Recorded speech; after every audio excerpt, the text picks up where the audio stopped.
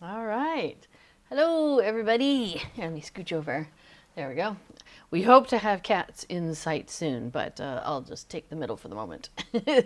They are currently lounging, so you have only me for now until we have some extra cat time. But I do have. Let me check it here. Where is it? The cat cam is back, ready to go. Well, I should say, it's over here. But I guess I should point there on the screen. So there we go. But for me, it's over there. So, yeah. Anyway, welcome everybody. Welcome to Heart of a Hobbit here on the official Lotro Twitch stream channel, which is twitch.tv/Lotro stream. So thank you for coming by today. We're going to have some fun running around Middle Earth as we do every week. This week we are in between festivals. So the plan is that we are gonna run off and go see that Zel-Ruka Alliance, the Zel-Ruka Dwarves, in the Hall of Vérnozal. So yeah, hello to Sandy, I see you there, and Aaron Vard, welcome. Good to see you guys in the chat. So yes, the cats currently, one is sleeping on the chair. I wonder, actually this swivels a little bit. Let me see if I can show you. So, yeah, so she's sleeping on the chair. I got her bed all made up for her. But yeah, she's snoozing pretty hard there at the moment. And then he's outside in the grass, I think, at the moment. So we'll see if they make their way over here for some Lotro time today.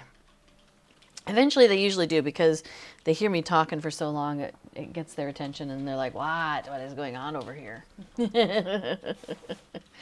So, all right. So yes, let's see. I am currently in the neighborhood. Oh, you know what I haven't done is check the ingredient crates today. So let's go do that. So, and hello to Affadil. The hoppin' hobbit in front of me. Oh, very nice. Did that get moved out? That's interesting. I don't recall placing it that far out. I mean, I don't know that it matters. You can run around behind it now, which is kind of fun. Oh, no, not quite. Almost run around behind it. All right. So let's see. So we need to get ourselves off to that Dwarven Hall. So, yeah, I think you have to be... Oh, no, you did it again. How interesting. How funny. And then you fell behind it. Oh. If you get stuck, I can move. I should be able to move the alcove. You are stuck. So this is an interesting thing. This is funny. So you can see how it looks like she's just kind of flying and falling at the same time. That's what happens a lot of times when you're stuck, because your character isn't actually standing on anything, and so it's like they're stuck in that falling situation, but they can't actually land. Oh, wow. That's impressive. I was just going to move the alcove out of the way. So what'd you do? You just backed up and it defeated you? So I saw you move backwards and you were defeated. That was wild. Huh. I think you're going to have to... I don't have a res. Killer alcove. Indeed, Sandy, I agree. That is pretty wild. Oh, hang on. Let me see. If I go... Let me use my desperate flight. Let's see if I end up in the same place as you. Probably. Ha! So if you're defeated in the housing, in the Hobbit housing, this is where you end up, apparently. That's funny. It's a shortcut. I guess kind of in a way. It's a shortcut if you're a hunter, because I just used my skill, which is desperate flight. It's got a half-hour cooldown, but you escape from where you are and travel to a nearby rally point, and it's instant. There's no like induction time or anything like that. You just like off you go. So yes, you have been incapacitated by a misadventure. That's a bummer. Killer alcove. Before says, if you spend too long not touching the ground, the game assumes you're out of bounds. Well, I've ended up stuck though in the game in that form where I'm like, looks like I'm falling, and can't get out of it, just stuck, and have to do the slash stuck or slash unstuck. It does. Slash stuck if you are moving. I think that's the only way you get out of that slash stuck. He's saying if you're moving, you can't use it, but I think that's the only way to get out of there. I'm trying to think of how I've done it. Well, anyway, I don't do it wrong. I try to be careful now. So anyway, yes, misadventure, and the server doesn't even know what you did. You know what? I actually got taken out by misadventure one time in Hobbiton Bywater, of all places. Hey, let me see if I can get over there and show you real quick. There's a fence. I was jumping over the fence. I was like a low-level character. I was like, I don't know, level 6 or something. And I'll show you the fence that took me out. The fence that spelled my doom. And then we'll head over to Vérnozal. I assume you're already there. Okay. I have a couple things in my inventory to consume for that. Okay, awesome. Oh, good. I can pick up copper. So I have this whole list of things over here of things that we're working on with our kinship on our Saturday questing. So I'm going to go ahead and remove those. So if you right-click on one of these rings over on the side, let me show you this. So I'm going to right-click on any one of these rings. And it gives this little cool menu, which things like show in quest log, lock, find others on quest, things like that. And I'm going to go ahead and choose remove all. Boom. It just took that out of my quest log, or my quest chat here. So that's kind of fun. So yeah, so I was coming along on, oh, I think it was this fence, and I was running. I didn't have a mount, and I hopped over, and I got hit by like a lag spike because I was trying to come over and get these branches, and I got hit by a lag spike and a rubber banding. It was like a really bad one. This was a few years ago, and just all at the same time. So by the time it resolved everything, I had taken damage and the fence took me out, and I was like crashed right there. It was a pretty funny thing. Yes, deaths attributed to Sandy's house, +1. Exactly. All right, so I'm going to go to the little carrot menu down here at the bottom. And I'm going to go to character, and I'm going to go to allegiances. And I have a little allegiance travel button right there. So Borking has a question. Is it possible to trade gold between players? Yes. You can send gold to a player. So for example, like if I am like Golly, I like Affadil so much. I'm just gonna send her some money. Oh, can you? Oh, that's true. You can just trade. I forgot about that. I was gonna mail you some money. That's true. You put it in this little spot here, and now it seems like it kind of like does kind of like an "Are you sure?" by saying no the first time. Is it not trading? Okay, there you go. Oh, okay. I see. It doesn't say anything about it though. Yeah, it just happens. I think it just goes straight into your gold, into your bank. So you just, yeah, you type it down here at the bottom. So you can see right here, she's offering a trade of 5 gold. Let's see, do I have anything to give her? Yeah, I'll give her some stuff. Would you like some sticky resin? Who wouldn't? There we go. And so I can click trade, and then she'll click trade. Or I can put 5 money in here also and click trade. Ah, I did it too late. But yes, you can also mail it. Because Working says, can I trade gold for characters on the same account? Yes. So there's there's like 2 ways I would say that would be the way to do that. One is to mail it to your other characters. So like pull up your mail and, you know, like send it to to the alt that you're trying to give it to. So like, I don't know, one of my alts is Sylphie. So I'll put in Sylphie. There she is. And I will send, so you have 2 little radio buttons here. You've got send money or you've got COD. So like if I attached something,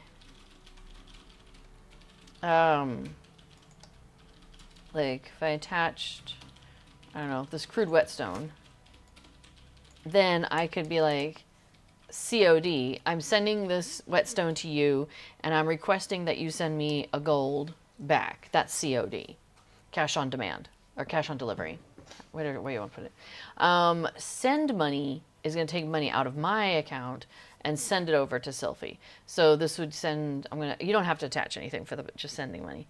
So crude whetstone, so I've done that before where I'm like, you know, here, have some starter gold.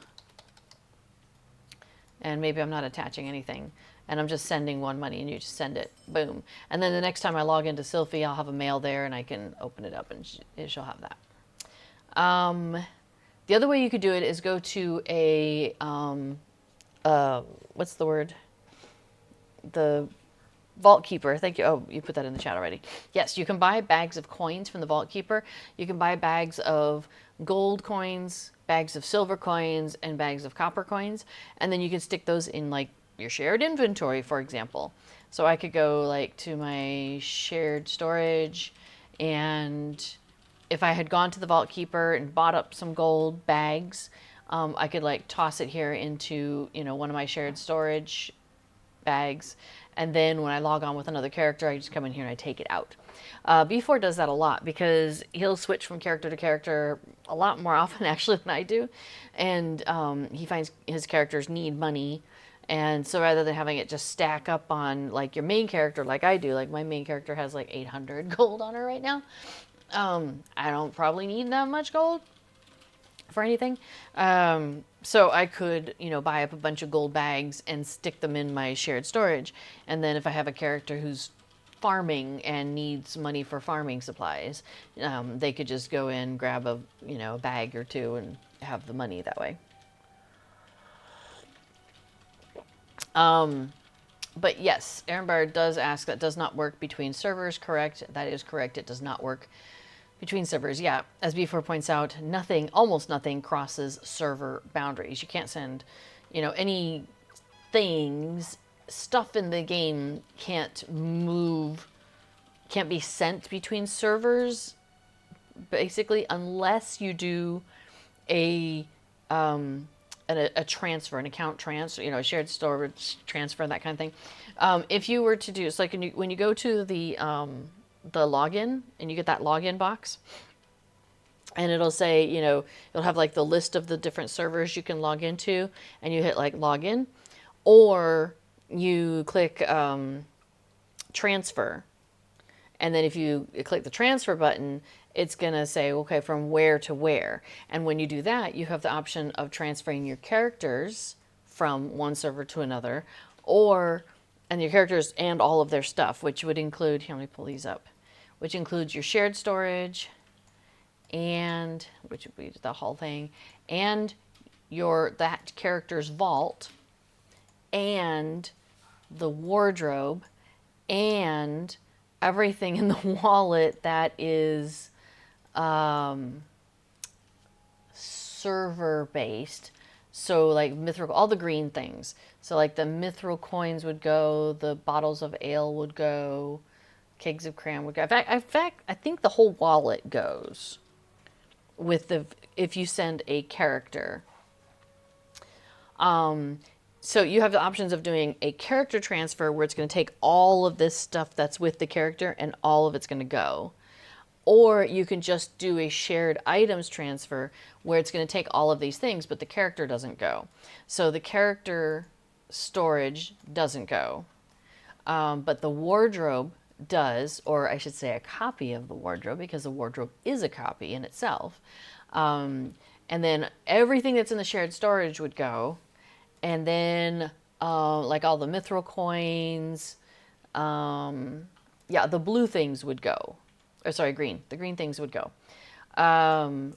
with that shared storage transfer. So what I did actually one time when we were leaving Anor, because Anor was closing down, and I had procured a number of the different housing items that you can get only on legendary servers, and I wanted to have those over on the regular servers where I was transferring my characters to. But I wanted to send like a set of the 3 stone trolls to Lorelin, and I wanted a set to go to Landreval, and I wanted a set to go to Evernight. And so I had accumulated 3 sets. And so what I did is I did a shared items transfer. The first time I did it, I made sure I sent it where I wanted everything to go, because the entire shared storage, everything that was in there went. So basically, actually what I did first is I took a character, and I did a character transfer. So they took all of their vault, but they also ended up with the shared storage and all the other stuff. So now my shared storage was empty because it had gone with that character. So then I had set stuff aside on another character, and I put one of each of the stone trolls into my shared storage and the other things I wanted to go to that server. And then I just did a shared items transfer, and it copied over the wardrobe. There was nothing left in the wallet that it could take at that point because it had gone with the first one. And then everything that I had just put into the shared storage went. So that was a way I was able to kind of dole out what I wanted to go to which servers. It was a little crazy. But so that's the only way you could get things to transfer between servers. And that costs like $4.95 Lotro points. But if you're going from a server that's closing, a lot of times those transfers are free. And so that's why I was like a little crazy about it. So let's see. So yes, back on the being taken out by misadventure. Aaron Bard says an alt got taken out in a horse race by rubber banding into the bridge. That'll hurt. Let's see. Oh, Espresso Carl was asking about where do you get those gold bags from? Let me show you. I'm going to go to Mickle Delving. Why don't you come with me?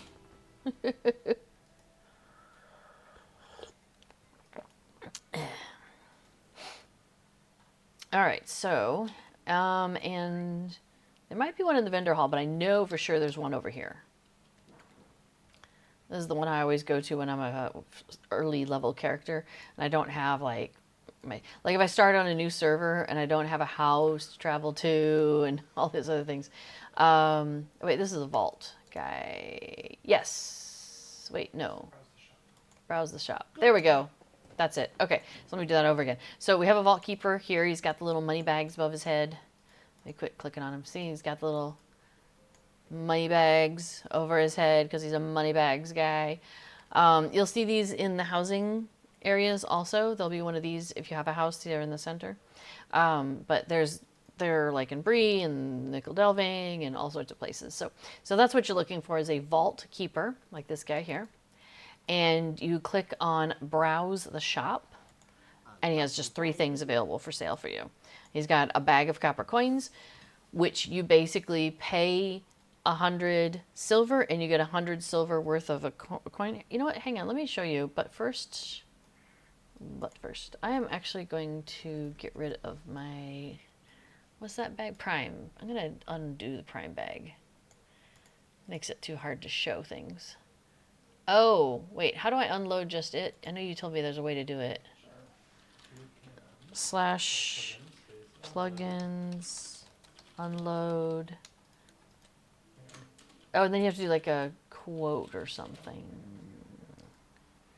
He's going to tell me how to do this correctly.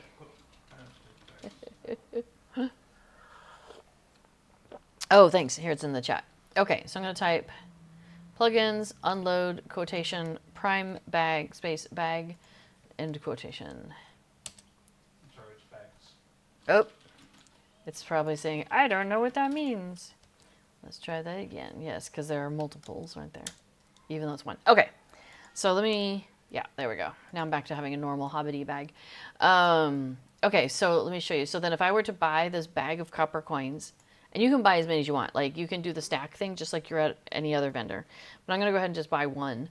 So I paid 100 silver, and now I have a bag of copper coins worth 100 silver. So, and when I go to sell, for example, let's not do those, but I have a bag of copper coins worth 100 silver. And I sell it. Look, I have 100 silver. So that's how it works. It's really super simple. So you can still do the things it says here at the bottom. So hold shift to purchase a full stack. So that would cost me like 1,000 gold. This would cost me 10 gold. This would cost me 100 gold. Use alt to purchase any quantity. So maybe I just want so many, you know, but I don't want to do one at a time. 1, 2, 3. So I could do alt and click on it. Oops. Yeah. Why am I? There we go. And it's like, how many do you want? I'm like, I don't want that many. Maybe I want 10 or whatever. So then I would hit buy. Boom. And now I have a stack of 10 bags of gold coins. Each of those stacks is worth 10. So the stack altogether is worth 100. And then I can just be like, you know what? That's cool. I'm good. I'm just going to stick that in my shared storage. Boom. So then if I have any characters that need some money, there's my bag, there's my stack of gold coins. So hopefully that makes sense. And then I could buy, yeah, so you could buy a bag of copper coins, silver coins, or gold coins. You've got some options there, whatever makes the most sense for you. Oh, cool. Tellurian says, back on that wallet that we were looking at, when you do a transfer, I always forget this. Thank you for bringing this up. That character transfer will move all the white stuff because the white stuff is associated with your character. The green stuff is account stuff. So when you do the shared storage transfer, it transfers all the green stuff. So there we go. And Just Buster, hello, welcome. Let's see, Lotro points, though, are shared across servers, as before points out. So whatever Lotro points you have is where you have everywhere. So Aaron Bard asks, can I put a bag of gold coin in a housing chest and have another account grab it? No, that is, Tellurian points that out. No, that doesn't work.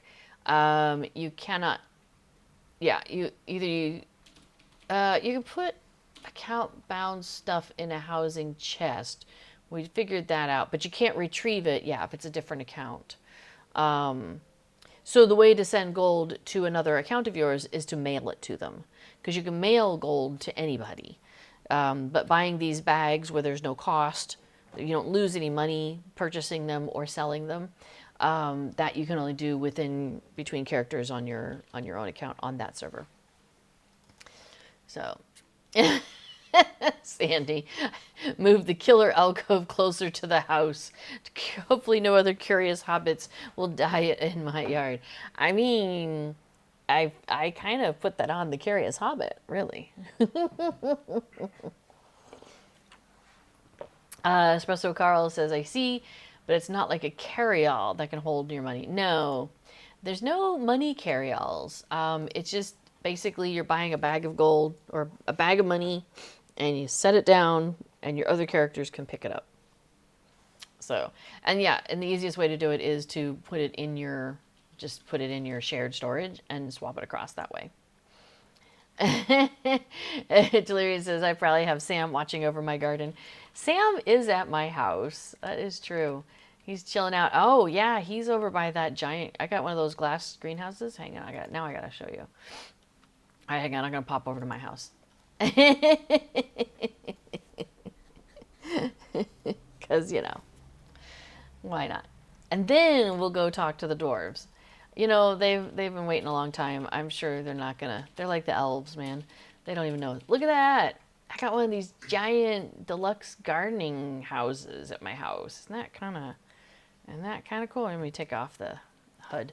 The HUD's up display there. Oh, here I can take the names off too if you want it even prettier. So there we go. So I've got we got the stables here, so you can bring your ponies and whatnot, drop them off. And then you can come over here and go to the housing. And then, yeah, there's Sam, keeping an eye on things. Maybe I should put Sam in the greenhouse. That kind of would make sense, wouldn't it? Let me see if I can squeeze him in there. Hey, Sam, can you scooch? All right, you can go that way. What about that way? Oh, yeah. All right, let's see. He's in the house. Maybe a little further away from the window. Otherwise, that's a little weird. All right, let's try that. All right, so let's take that off. And Sam, here he is. Oh, he's kind of, that's fine. He can be staring out the window. Okay, so now I'm going to have to, get some stuff in here, I think. Oops. Hey, Sam, what you got for me? What did you give me today? I got a gudgeon. A bottom-feeding fish has a large mouth and flattened head. Cool. Okay. All right. Thanks, Sam. Why don't you go and hang out at the garden house? We're good. Thank you. So there's only 6 hooks out here. So 1, 2, 3, 4, 5. What's my 6th one? I'm not sure. So I'd have to lose some more stuff to get stuff in there. But, I could lose the hammock or you know what? This could go in there. Why not? Hang on, let's put the ring in the house, in the gardening house. If I can fly it there. Oh, I know what the other thing was. I'll show you here in a second. Is that good? Yeah, Sam can keep an eye on that. So this is the other thing I got. I got the staircase because I thought that would look really good in this house. It matches and everything, right? Well, disappointment, you can't go up the staircase. It's an impassable thing. And I tried jumping onto it from other places, and I got on my mount and tried jumping on it. It's just, you can't jump on it. I was really kind of a bum. So I think I might put the staircase away and put some gardening and stuff in here instead. You can almost get on it, but you can't climb up. So, boo. Sad for that. So, yeah, Sandy, it is pretty though, isn't it? I love the look of it. I wouldn't have minded if it had a little bit more, it's got a little bit of greenery, kind of over along the side here. It's got something going on already. I wouldn't have minded if it had more of that kind of already built in because, well, I guess part of it though is if you put it out in a Rohan house or another premium house, there's a lot of hooks there that you can play with.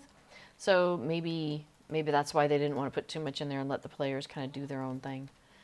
But yeah, I can get up kind of behind it and take a look at it from back here. It's huge. This thing is crazy huge. But yeah, I like it. I really like it. I was debating between this one and the, oh, for goodness sake, I can't jump over a fence. Between this one or the smaller one. But I decided on this one because I thought the smaller one would look better, for a Hobbit house. Because, this is a little ostentatious, if you have to say. So the little smaller one only has the 1 layer. So I thought that was more Hobbit sized and would have fit the space a little bit better aesthetically. But you can't go inside. So the whole point for me is to have an indoor space outside that I can go into and wander around and whatnot. So I'm that kind of sold it for me. I'm like, okay, it has to be the big one then, because if you can't go in the small one, like, what's even the point? So, all right. Let's see. So Aaron Bard asks, speaking of character transfers, can you talk about prepping for testing? For testing. Perhaps. Perhaps Bullroarer. Oh, like, Aaron Bard, do you mean the Bullroarer server? Oh, okay. Yeah, yes, you do mean that. Okay. Tillarian asked that same question. Prepping for testing, meaning copying a character to Bullroarer. So let's see. And then Aaron Border had also asked if anyone else struggles with housing hooks not allowing much movement or putting themselves back in the original spot when you leave. Yeah, so back on the hook thing real quick. If you're trying to move something and you move it and it goes beyond like the boundaries of your space that you're allowed to work within, the little save button will go gray. And so what you can do sometimes is just close the window and it'll stay where it is, but it's not actually where it is. It's really still back in its original spot, and so that can cause some problems. I do it sometimes anyway, just because I want a certain look. But really, if it doesn't have, if the save button is grayed out, you're gonna probably run into troubles. So that's one thing I've run into. Oh, speaking of housing, though, Lindleby Housing has been confirmed as the next premium housing. It is a Hobbit housing neighborhood. So very super excited about that. I can't even talk. I'm so excited. And Scenario, who is the Lotro housing developer head or main driver of such things, he's going to be doing a stream tomorrow at 2 o'clock Eastern. So like a little bit later than now. So make sure you check in here tomorrow for that. It's on my calendar, and then I almost double booked myself, so I'm hoping I'll be able to not miss it. It's like, it's gonna be so good. So good. Okay, so Tellurian is trying to explain how you copy a character over for the Bullroarer server. So the Bullroarer server has a different launcher than the regular launcher. So the first thing you have to do is download that. And that is explained in the forums. Oh, okay. Honey, I have a question. Yeah. The droid cam, it says low battery. I don't know why it's saying that, Okay. but I would say maybe stop it in the app until you're ready to use it. Okay. Okay, that makes sense. We'll just do that. And then hang on. So let me turn off the Until it gets to winter. the cat cam. Back to cuddling up. Yeah. Well, I think the battery is exploding, That could be. and so that's what's the problem. I think the battery inside has gotten too big. It's going, yeah, doing that thing. We could order some replacements to last us one more. Or just one, yeah, one each. Yeah, that's fine. So yes, so as Illyrian is mentioning there, once you've downloaded that Bullroarer launcher, it looks very much like the regular Lotro one though, so it's going to be very familiar and intuitive, hopefully. What you're doing is, yeah, you log into that launcher and you hit transfer, and then you select the character that you want to copy over, and then you select the Bullroarer as the destination for that copy to go to. It is just a copy of your character, so as Tellurian says, your original character is not going to be changed. But there's some stuff on the forums where they say something, and this is detailed on it's detailed on the old forums. I would assume it's on the new forums too. Let's see, forums, let me have a quick look. So Bullroarer, public preview server, general discussion, or official discussions and information. There it is, okay. So the first one, it usually talks about what's going on in the open Bullroarer when it's open. But let's see. Client game installation. Excuse me. Hang on.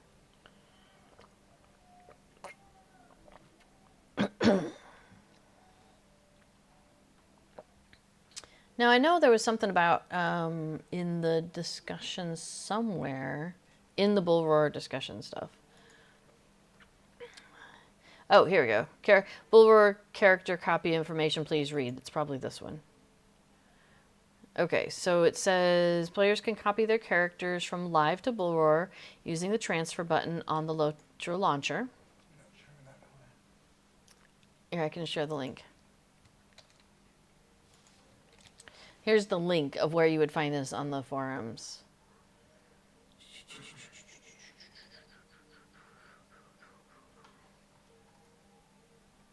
There was something, I think I know what you're talking about, is basically they wanted you to clear your inventory. You don't have to clear all of it, but describe a important note about copies. Okay, so things in your inventory, you have like stuff that's bound. So like I have this gudgeon that's bound to my account. And then there are things that are bound to my character, like some of these elixirs, I think, and stuff. No, those are bound to account also. I don't know. I might have something that's bound to my character. Here we go. So my subscriber town services are bound to my character. So basically, what could happen is I could be on the Bullroarer server and I could run into a friend and they're like, oh, hey, I want to go test chopping some wood. And I'm like, oh, hey, I have some wood. Why don't you just take this? And then I give it to them. And then like later on, I'm like, oh, you know what? I want to try and log in to Bullroarer with a different character of mine. And over on the live server, I've taken that wood that was on that character over on the live server and given it to that another character, and I moved that character to the Bullroarer. Well, now that same wood exists twice on Bullroarer. That can cause problems. That's what they're trying to avoid. So that's what you want to be careful of. That's what they're trying to ask you not to do, basically. So that's why so it says every item that's on your character, like all these things in my bags, is identified in the game with a code called an IID. Every single item is assigned a unique IID. So, you know, that stack of 10 wood will have a unique ID associated, and that ID is permanent. It sticks with it no matter where it goes, from creation to when it's loaded into character's inventory, emailing it in the auction house, sending it to another character, destroyed when it's used in crafting. It just exists, and with that same ID forever. So yeah, so that's what they basically want to make sure, that there's no way that something that you brought in to Bullroarer somehow made its way on the other servers over on live to another character who then also brought it to Bullroarer. That's what they're trying to avoid. So just read the stuff that it says, because what they ask is that you sell, consume, or destroy all the items from your inventory and vault that are not bound to the character. So you could just clear your stuff out, or just don't touch any of it while you're there, and don't touch any of it. You know, don't mess with anything when you go around and start playing the Bullroarer stuff. Don't take anything else over there. Things like that. Okay, so yeah, and Telerian has been talking about some of these same things, like normally they clear out the database. Like the Bullroarer server is usually cleared out, so whatever character you've taken over. So like if I took Rosenbloom over there last time Bullroarer was open, like a month ago, well, if they open it again this week, like it's cleared out. So my Rosenbloom's not there anymore. I'll have to bring her back in again. But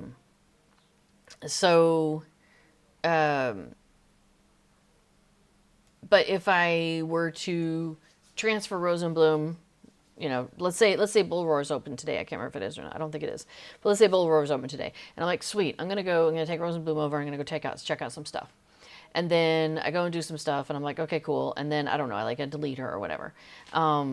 off of that server. And then I'm like, oh, I want to go back and do some more stuff. And I take her back in again, or I transfer her back in again. Like, that's going to cause some problems potentially. So I don't know. Like, just if you're going to go play in Bullroarer, just read the stuff. It's like, yeah. It's not as scary as I'm making it sound all of a sudden. So, yeah, Telerian says, I've copied my main character many times, nearly each beta since Rohan, and the transfers only failed like 2 or 3 times total. So, yeah, so which is a small number of times compared to as many times as every beta since Rohan. That's like hundreds. So, you'll be fine. So Telerian says, oh, hi Dame, hi Facia, I see you there. Telerian says, I would say any transfer that involves items may fail because of this, but each transfer is done one after the other. So a transfer of character 1, 2, 4 may fail, but 3, and the shared is transferred, although you said to transfer 1, 2, 3, and 4, and shared. Each one is done separately. I would say just read the link that I sent, which is the whole, where they talk about, it's the please read. So that would be what you should do, is read what they ask you to read and just follow what they say to do. And you'll be fine. You'll be fine. Okay, so let us, yes, you are most welcome, Airboard. All right, let's go back to the Zhélruka Dwarves. So let me get myself out there. Character, allegiances, press the little button. Oh, like one way you could make things fail, possibly. Well, maybe not. Because you can't transfer stuff off of Bullroarer. You can only go to Bullroarer, and it's just a copy. Like, okay, so here's a way I could really screw with things. Is if I open the Hobbit present here. No. If I didn't open the Hobbit present, transferred a character over, open the Hobbit present on there, then went back to live, open the Hobbit present, transferred a character who had opened the Hobbit present.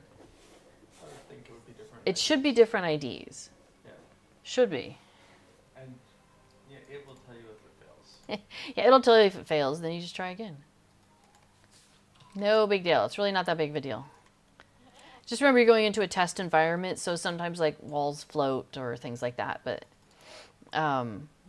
overall it's a lot of fun to go in and play around with stuff. Yeah, Telerian says Hobbit presents are server dependent. Yeah. Now I was just thinking it would be kind of funny to if you did something wacky, but again it would probably have the same, it would have unique IDs, so it shouldn't matter. God, can you imagine how long those unique IDs have got to be by now? There's like millions of things in the game.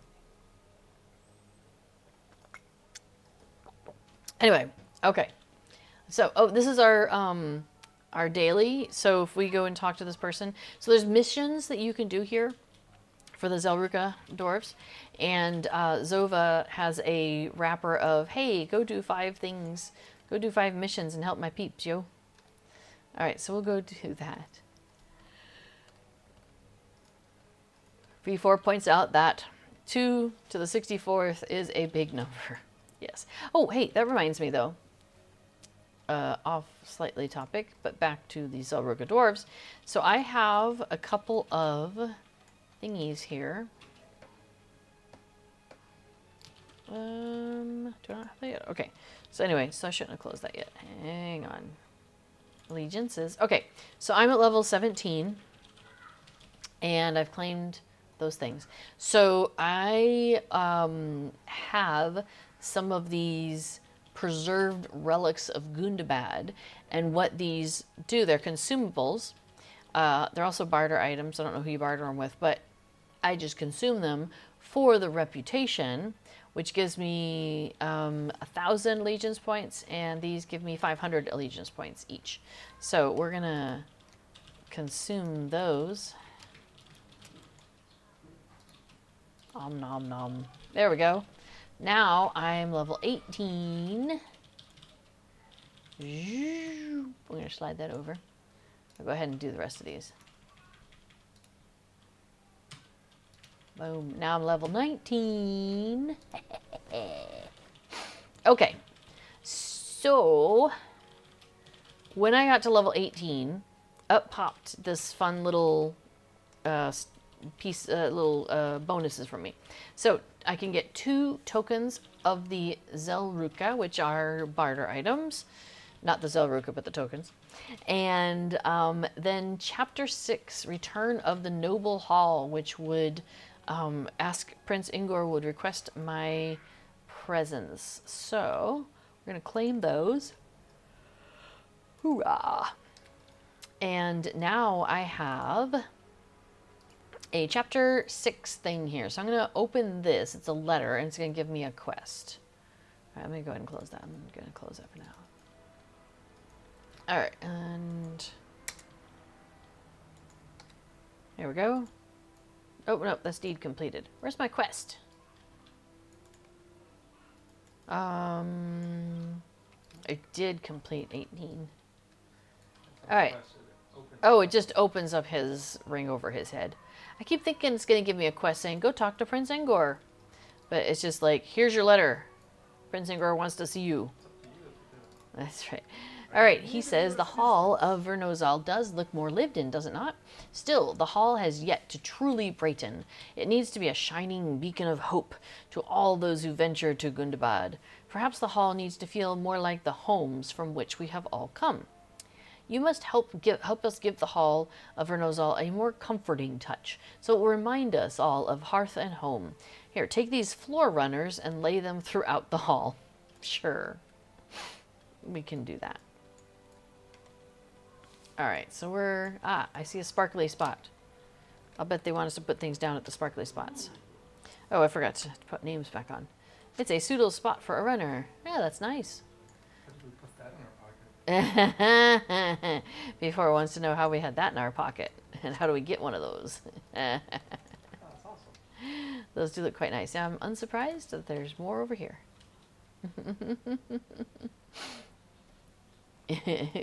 So before and Telerian are talking about the number of numbers and how high they go. Oh, I see a couple more. I gave you a paragraph. Yes. In other words. In other words. So before wants everyone to know that, in other words, if there were 1 million characters, 1 players, and each one had 1 million characters, each character could still have 18.4 million uniquely ID'd items before they ran out of space. For Lotro, SSG would run out of space. Let's see. I feel like the other end might have one. Yeah. Because we've kind of gone this direction, so I bet we need to go the other direction. Now we've done 6 out of 12. So this will be 7 and 8. Oops. These are fancy. Oh, and I see 2 more. Yeah. Yeah, I'm wondering if they'll stick around like the banners. Some of the banners we put up did stick around, so that was nice. So this will be 9 and 10. So we need 2 more.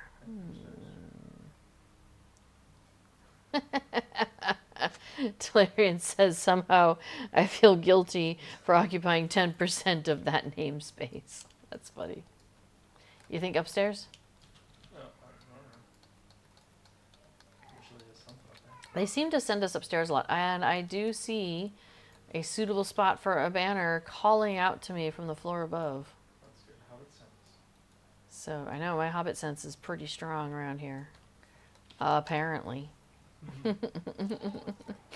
Well, it's something that smells different from the dwarves. Or maybe it's missing the scent of a dwarf. And I just know what it needs.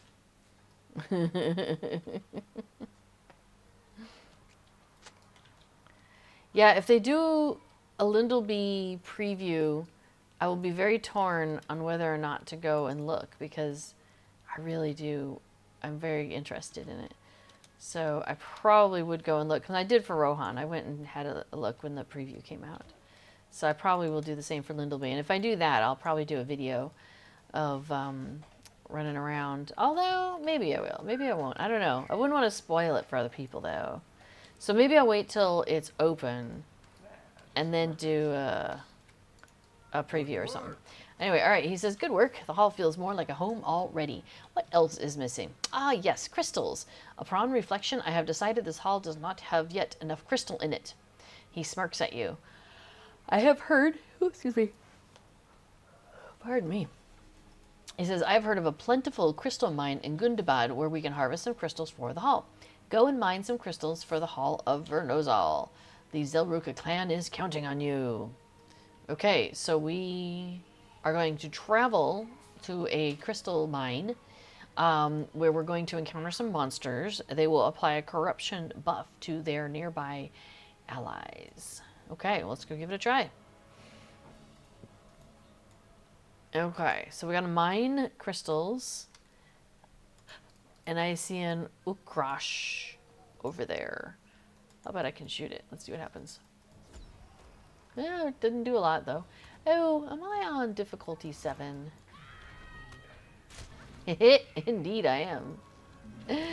Well, that'll just make this more fun. Or take longer. However you want to look at it.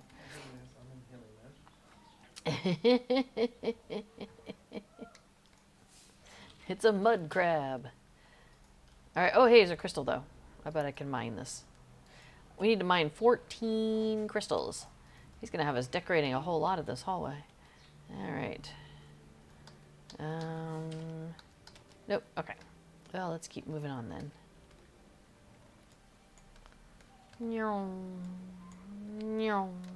Whoa, hello. He saw me. It was subtle, but he saw me.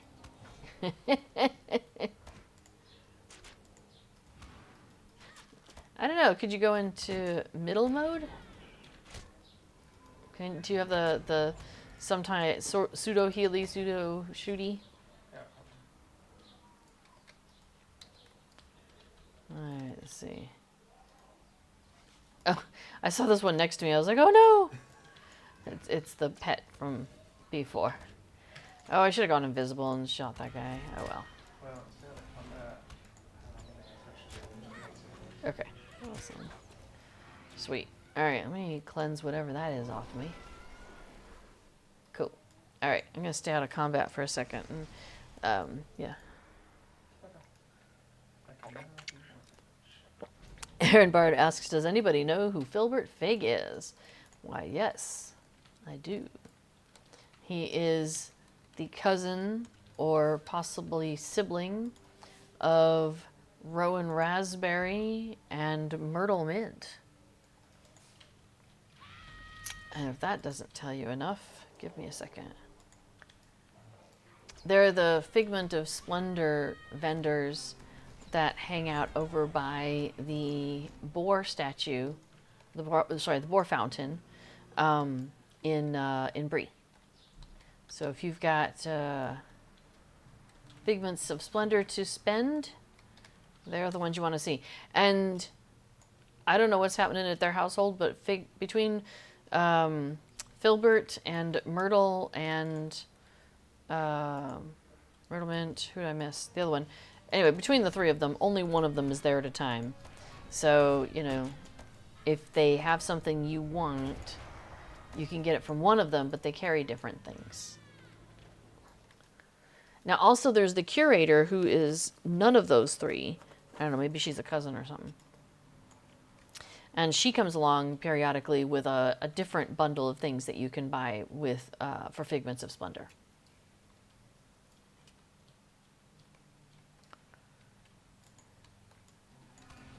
Oh, we got a pair coming. Hey, Arthur says no relation to Gilbert Grape. Right. Or Penny Paprika. Oh, multiple boxing happening there. I'm gonna stand over here. I'm gonna stand on the wall somehow. I'm not sure how I did that. That was pretty cool. I guess we should go through these.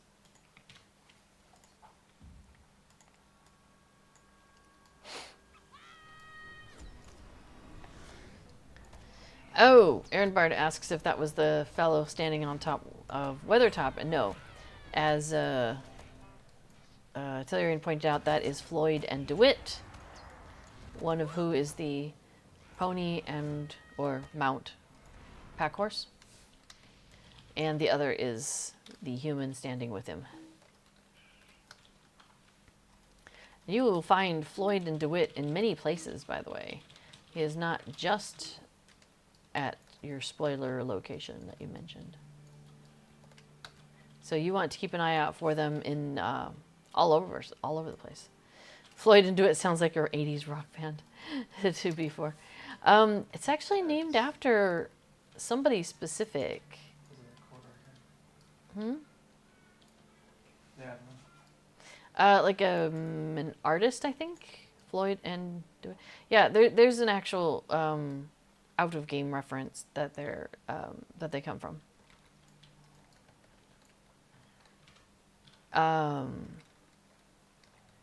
Aaron Bard asks, is there a starting place for that? For Floyd and DeWitt? No, it's a deed. So there are multiple locations where you'd find them. So once you start the deed, then you can kind of see where you haven't seen them yet. Yeah, just getting near them will start the deed the first time you find them. So regardless of where you find them the first time.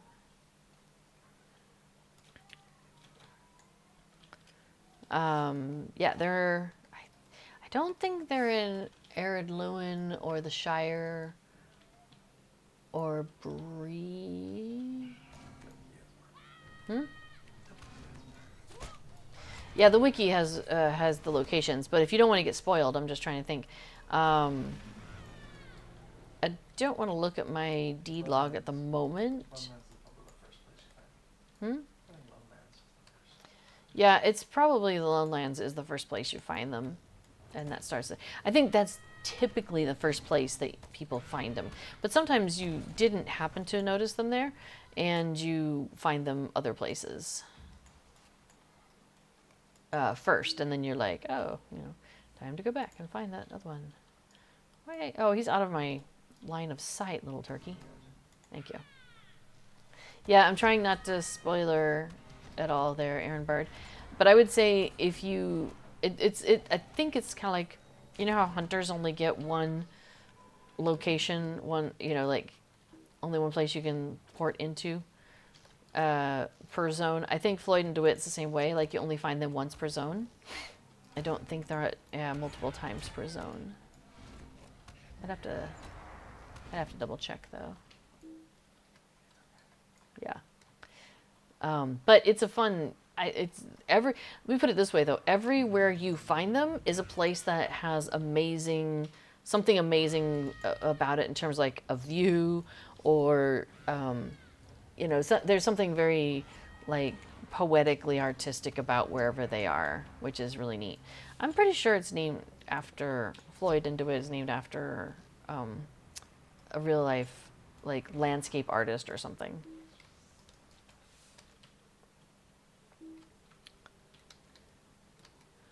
I might be able to grab this crystal without them noticing me. Ho, ho, ho, ho, ho.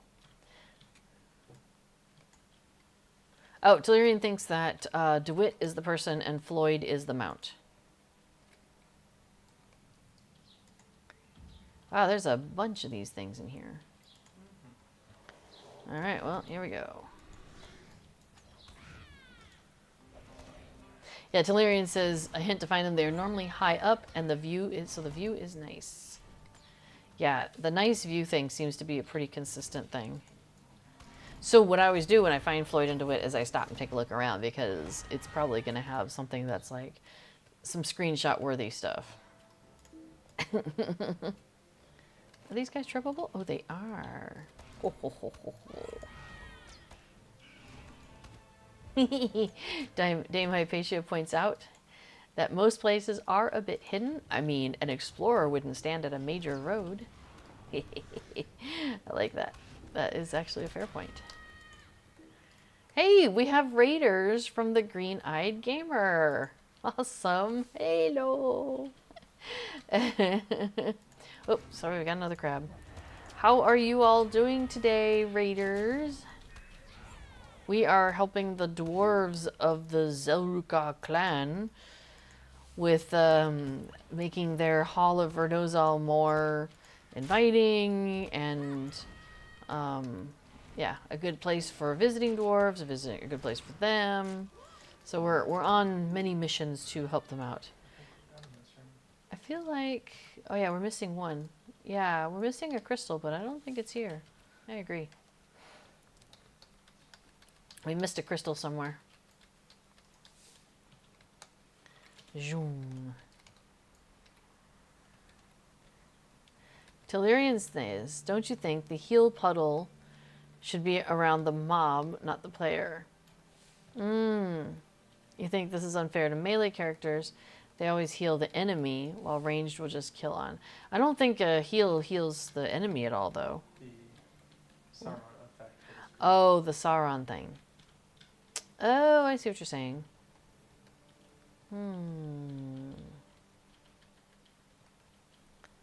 Interesting. Well, so okay, so there's it's over here somewhere. So here's my take on it is that if we're talking about the same thing, if we're talking about this box that shows up and then the blast that happens around me. If it's green, it heals them. If it's green, it heals them. I haven't seen that. That is the extrapolation we're talking about. Oh, we have to defeat an Urkosh matron.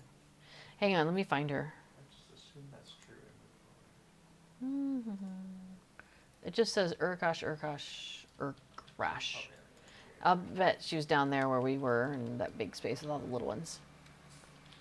So when they updated landscape difficulty, they introduced new effects. Let's assume one of them is a healing pile. Okay, so if we... Okay, sure. Okay, so if when they brought landscape difficulty to the regular servers, they added some things, one of those being possibly a healing puddle for the enemies, which I didn't realize. So, the green fog heals enemies that are inside the fog. Oh, I see. So you're saying that it's hard, it puts a disadvantage on melee characters because that effect is, the effects that we are getting are centered on the character who's playing at landscape difficulty. Yeah, I think I get it. Okay, so here's the scenario. Is basically, I'm the character, I've got stuff happening around me, I'm at range, so therefore the green fog isn't going to heal the bad guys around me because they're not near me because I'm at ranged. But, oh, you've gotten their attention. Okay.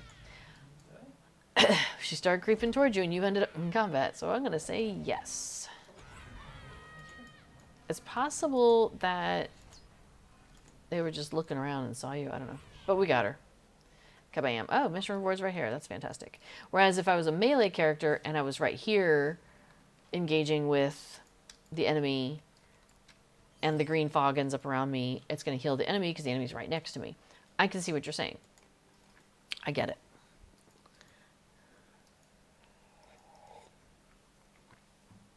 So, I don't know, but I'm just thinking that at range, I don't pay attention to that heal puddle. Fair enough. But, oh, we have to plant the crystals in crystal planters throughout here. Okay, fine. But I will say when I get that effect on me, like when I see the box around me and I know it's going to explode around me, if I'm not doing anything too critical, I will often stop and move to get out of it. So I would think as a melee character, it's just one more reason why you might have to also stop and move and get out of it. So instead of just moving to get out of the explosions, you're also getting out of the healing fog and hopefully you've taunted or whatever, and so the bad guy is following you. There we go, we got some planters up here. Oh my goodness, could not get up those steps. Breakfast. Yeah. So I guess that'd be my thought is, well, you'd have to move. It would encourage you to be more mobile. I mean, but I sometimes will just stand there and take the hit. So I could see why, as I could see that a melee character then would probably do the same thing. Like, you just don't move. Sometimes you just stay there and take the hit. But if that healing fog is there, then you stay there and they get the healing, which can kind of be a bummer. But I don't know. I mean, on the other hand, you could be like, well, this is the choice I'm making. You also don't have to play it 7. You can play it lower than that. I don't think the fog.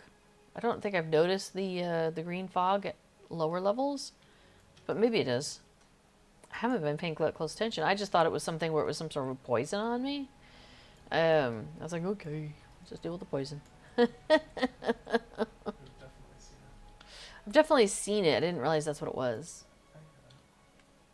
So, yeah, there's times when I kind of wish, like, I don't know. Like, wouldn't it be cool if Lotro put together a video and they were like, here's this new thing we've introduced to the game. Here's what it looks like. Here's what this means. Let's show you what that happens when you do that.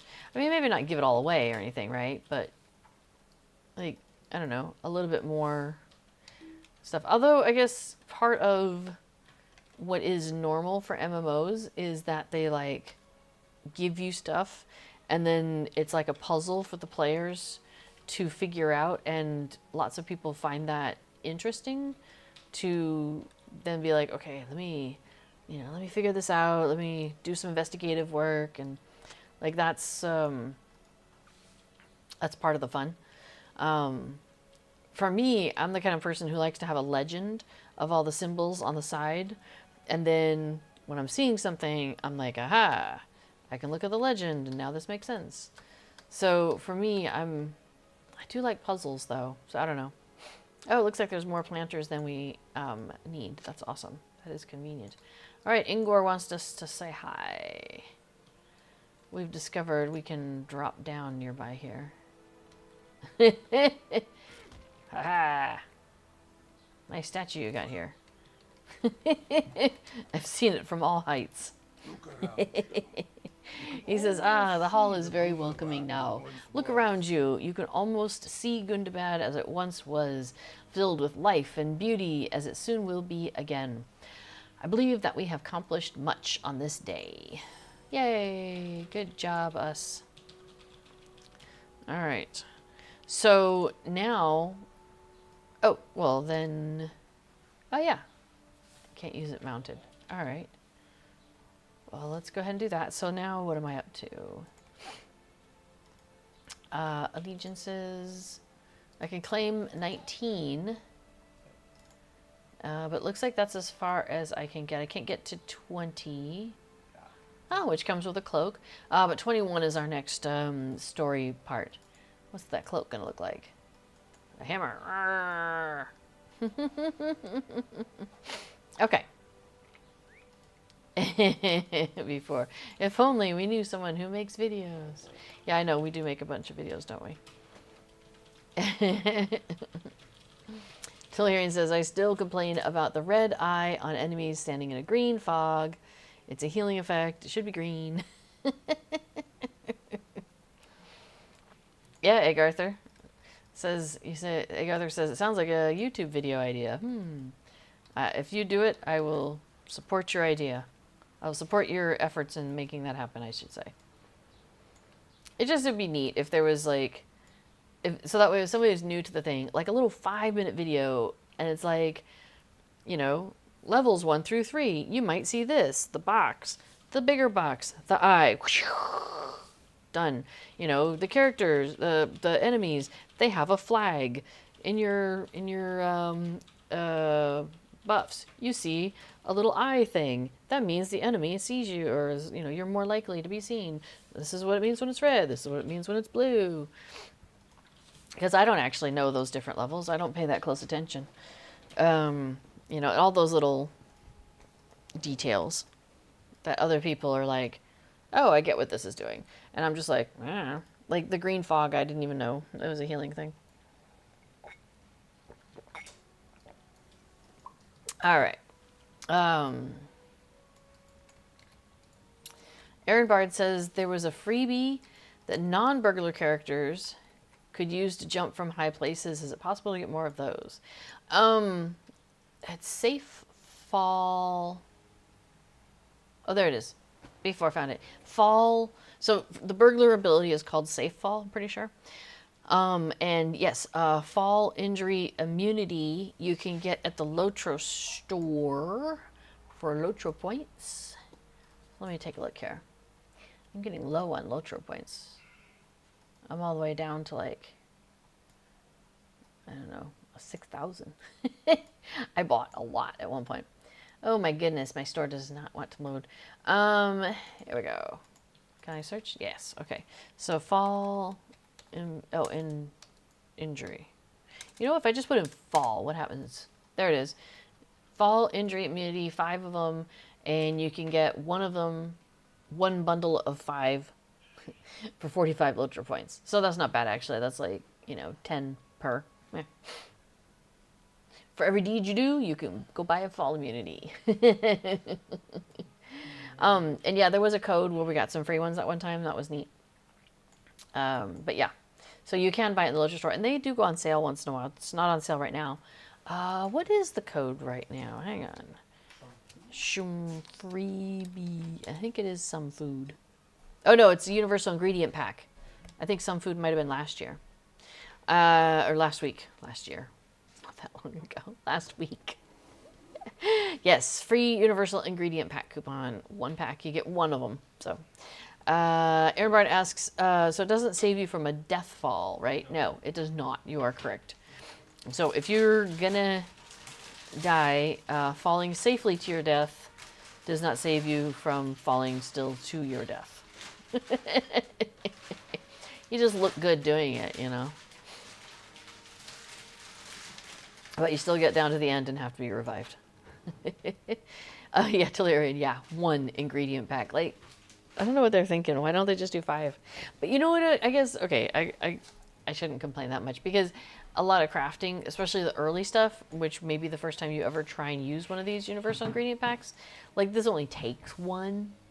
So, okay, I can see why 1 is actually worth something. It's worth the same as 2 brushed light leathers and a spool of rough thread, right?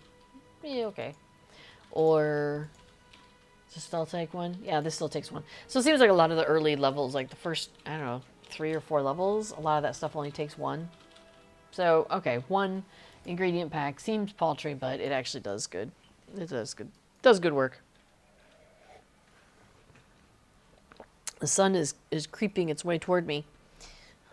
I think he must have come in. I think I heard him upstairs a little bit ago. I can't imagine him still out in the sun there.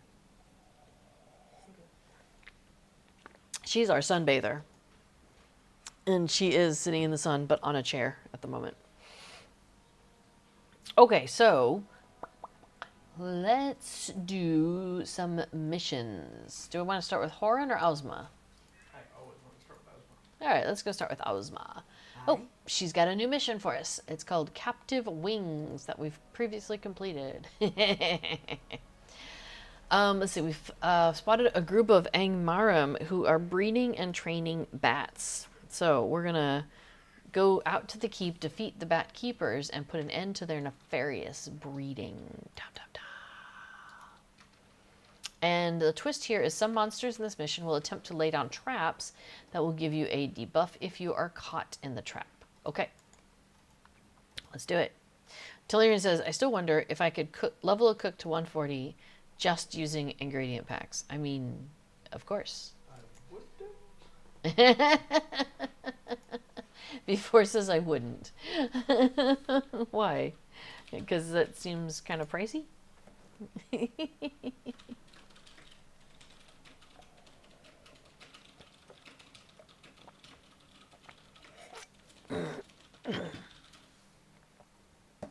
Wait, is it tonight or no? It's tomorrow. Tomorrow night's when we do our legendary stuff, isn't it? Yeah. I try to think my way through that for a second. Yes. Dame Hypatia says you just need quite a bit of them if you were going to do that silly 140 leveling thing. Yeah. Before says it's hard enough to level a cook just with farmed items. Yeah, and actually you can farm a lot for pretty cheap, right? Yeah, So yeah, it pays for itself. It just takes time. Just takes time. Call reinforcements? I don't think so. Oh, right, there's a room here.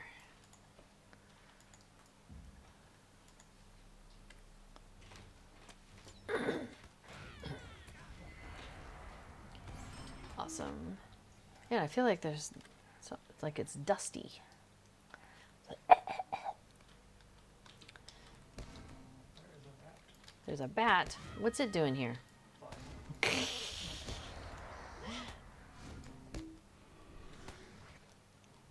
I bet it just flew in. Boy, are it's a bat. Its wings tired.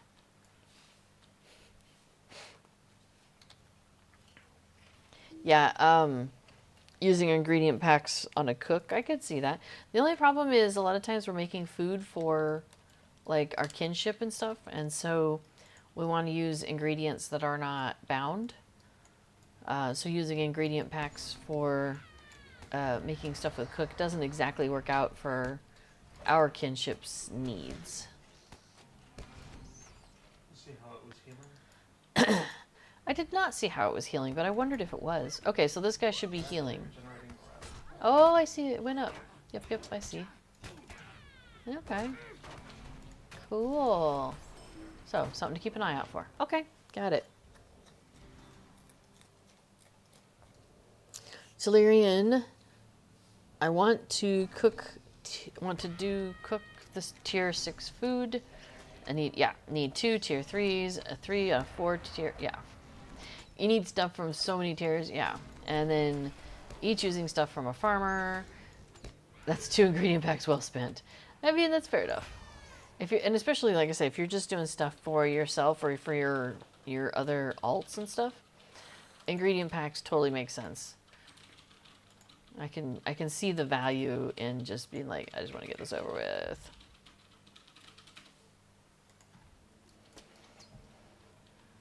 Yeah, and as B4 points out, it's not just that you want to cook this tier 6 food, it's that you want to cook 500 of this tier 6 food. That's where having the ingredients on hand is actually, might as well just do it. Must face the target. Well, I was until it flew past me. Goodness. There we go.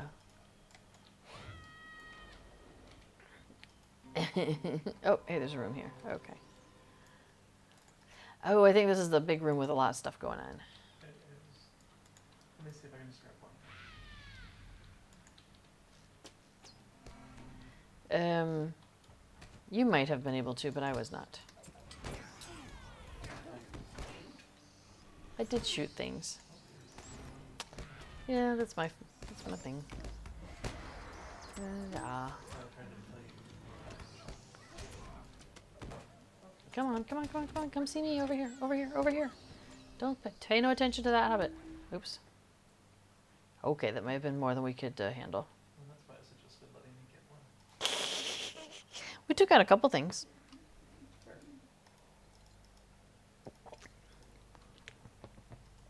Yeah, you can't sell food that you make with ingredient packs. I mean, you can sell it to the vendor.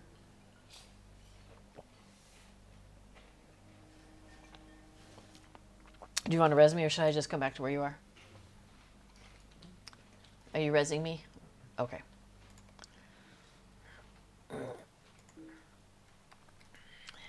Doop-a-doop-a-doo. Yes, you can sell the things you make with ingredient packs to the vendor for 1 copper. It's terrible. But I have done that when I'm like getting close to finishing off a tier of like metalsmith or weaponsmith or something like that. It's something I don't do very often. Or even tailor, if I'm like, I just have like 1 or 2 more things I need. It's like, yeah. Okay, stay here. Okay, I'm going to stay here. So I'm supposed to follow you and shoot everything. Right? We're just gonna see if we can do one at a time. Okay, we're going to try and just do 1 at a time. Cool. I mean, I only shot all the stuff in the middle. I didn't shoot the stuff on the edges. Yeah, but that was I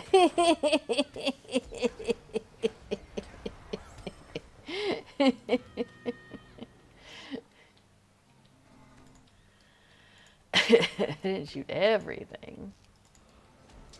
Just half of it. Especially if you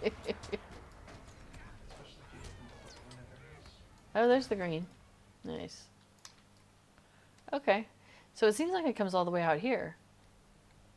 That green stuff. Well, it's focused on us. That's what it was saying. No, but I mean, it's further than the box. That, Yeah, that's what I was. I guess I expected the area effect would be just the box. So. All right, got rid of the bat. here's the one.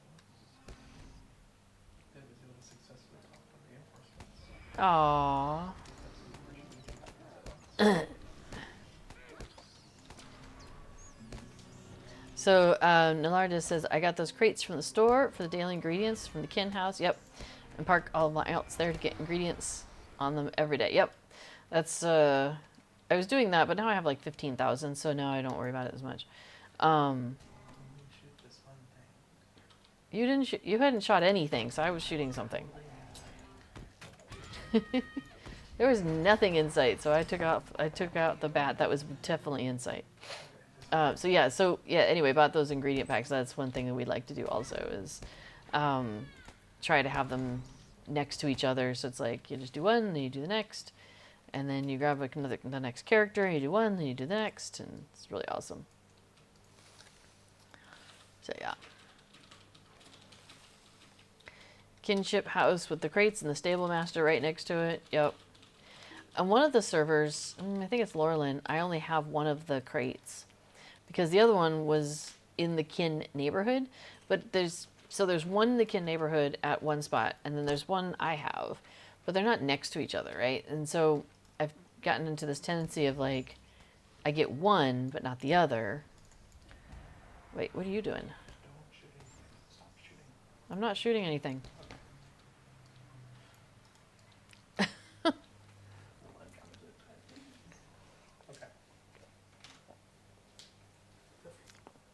You disappeared. I was like, I thought we were coming over here to attack things, and you disappeared. All right. If you can't see me, come and start at somewhere else. Well, that seems like a silly idea. All right. So we are both on level 7 here, so we are making it a little bit harder on ourselves than possibly we have to, because we're running around with our kinship on Saturdays and doing it at level 7, so we kind of forget to change it during the week to other numbers. Perhaps I ought to go change. I don't know, because we probably won't want it at so high tomorrow night. We're doing the legendary stuff. Because we're on legendary server, there's certain things that you can only get on legendary server through some quests called like Legendary Angmar or Legendary Mirkwood and things like that. So we've been doing those on Wednesdays lately. So every so often we like kind of start a new round of it. It's kind of fun. So we did it originally when we first got to the server, or when the server first got to those those places, and now we have a new Kinney who is trying to catch up on getting all that stuff. So we're like, yeah, let's go do that again, because I don't know that I have all the things I want. I have plenty of things, to be fair, but I mean, come on, you can always use more. I am able to click on that cage. Oh, we didn't do the cage. Let me pop up there and do that.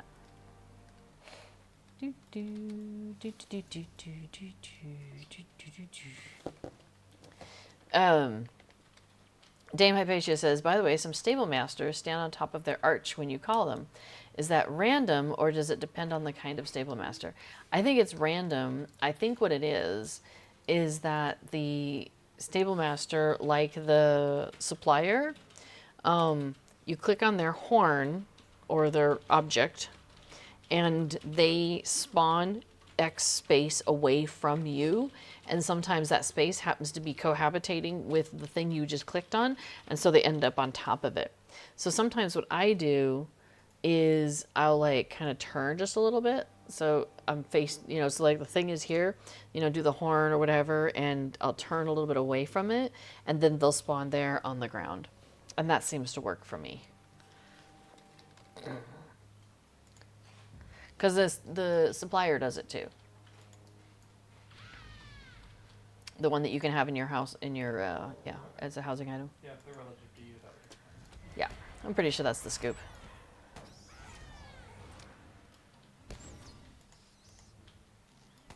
You shall not call reinforcements.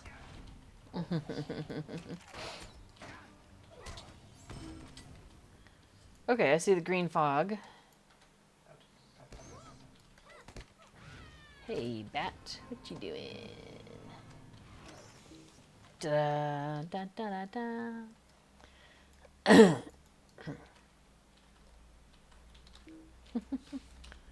All right, we freed some bats, more bats. We've got 2 more.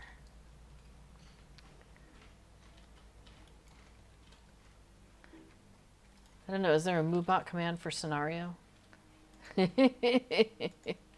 Let's find out. Senerio. Nope.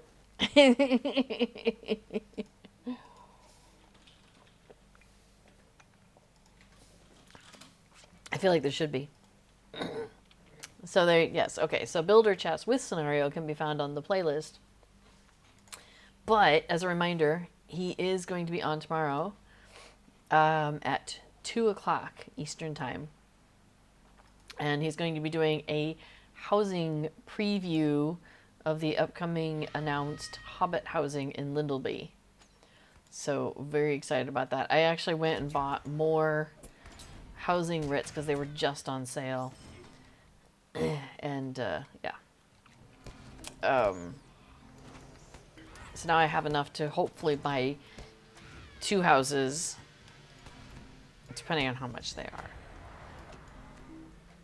Does that mean we know why you are low on motion points? I've been just slowly, before asks if that's why I'm low on Lotro points, I said no, it's because I've been just slowly going through them. We bought some, I don't know, it was probably like right around Christmas time. I think it was kind of an end of the year gift to ourselves, like a year and a half ago or something.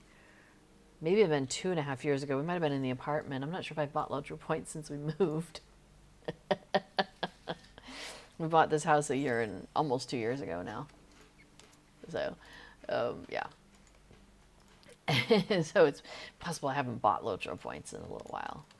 We keep completing deeds, and so that's been helpful. And I stocked up pretty heavily as well. Hey, Osmo, we went and defeated some bats. She's happy about that. We have a quest on a continuing mission weekly. Do you want to downgrade to 3 or keep going? Oh, I think I might go downgrade to 3 just to make my life a little easier.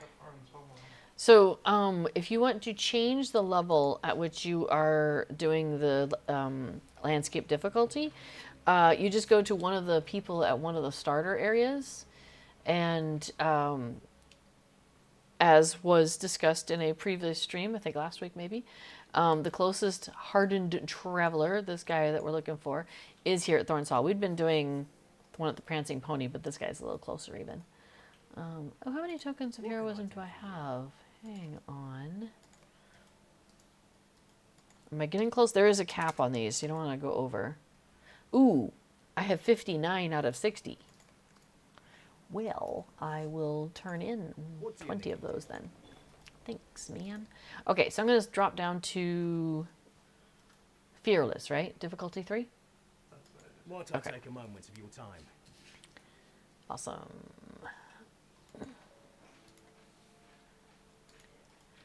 Yeah, I'll be really sad if I ever click the wrong thing.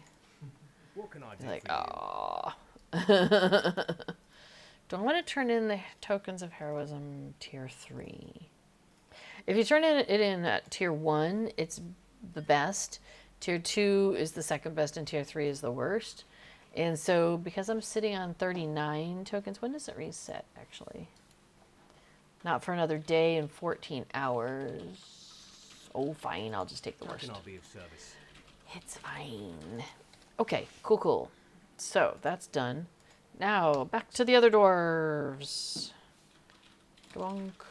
Character. Allegiances. Hit the button. Cool. So Talarian asks, how many tokens do you collect on which difficulty? Before it says, I've picked up about 15 to 20 already on stream today while we were on difficulty 7. Now we've just dropped down to 3, so we'll see if that makes any difference. Reputation changed? Oh. Oh yeah, because I did the Paths of Valor. Oh, nice. Cool. Yeah, so we can see that I have currently 9. So we can kind of keep an eye on that through the stream if you're curious, like, how many we end up with now that we've brought it back down a little bit. All right, so we're doing this one, Lay to Rest. The twist here is that the mission, the monsters will continue to join the fight until their entry point is destroyed. So that's where we want to go. Travel now. What? Oh, let's use the bottom one, not the top one. So you do get more tokens at a higher level than you do at the lower levels. I'm pretty sure. Okay, that's actually a good point. I'm not 100% sure on that. I remember the sarcophagus guy will swallow you if he bites. Oh, right, we have to find the sarcophagus and get rid of it. That's what this is about. And each time we take out one of those dwarfy guys, the he spawns another guy, a ghosty guy, a dwarf white. So we have the dwarf white here. Where's the sarcophagus? There it is. So I'm going to focus on the sarcophagus. And every dwarf white's going to summon out, pull out a fell spirit. There it is. And then we've got these necromancers that we have to burn, I think? So they can't, to burn the remains. There we go. Let's see. Talaria says, I did a solo Fort of Brunin skirmish, which took about 15 minutes, and got 4 tokens on difficulty 3. Agarther says, I can farm about 100 tokens in an hour at Heroic +2 on Landscape. Some folks get much more than that at Fearless and farming something like Thickle Gundu. I'm guessing that's some high-level stuff. Hang on, I got a spirit on me. Hate it when that happens. Alright, and then, with elixir, though. So there's an elixir you can buy which increases the amount of tokens that you receive. Or that drop.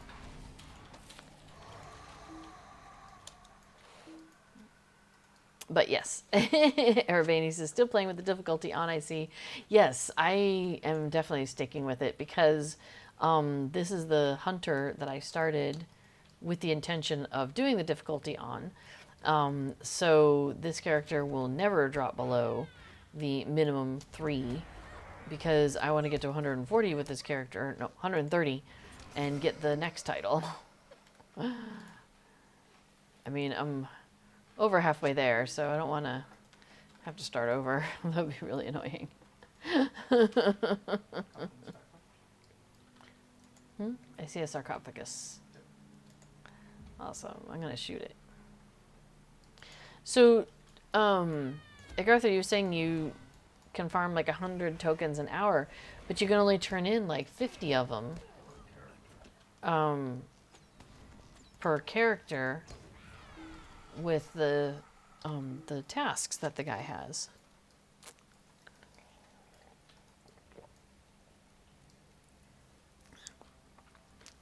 Yeah, I haven't used the elixir. I have like 2 of them and I still haven't used them yet.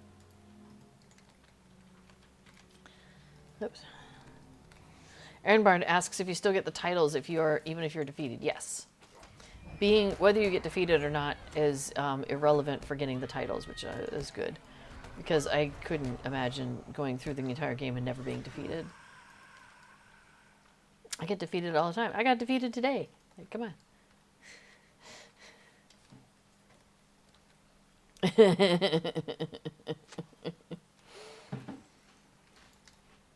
Oh, here's the sarcophagus. I'm gonna shoot it hard.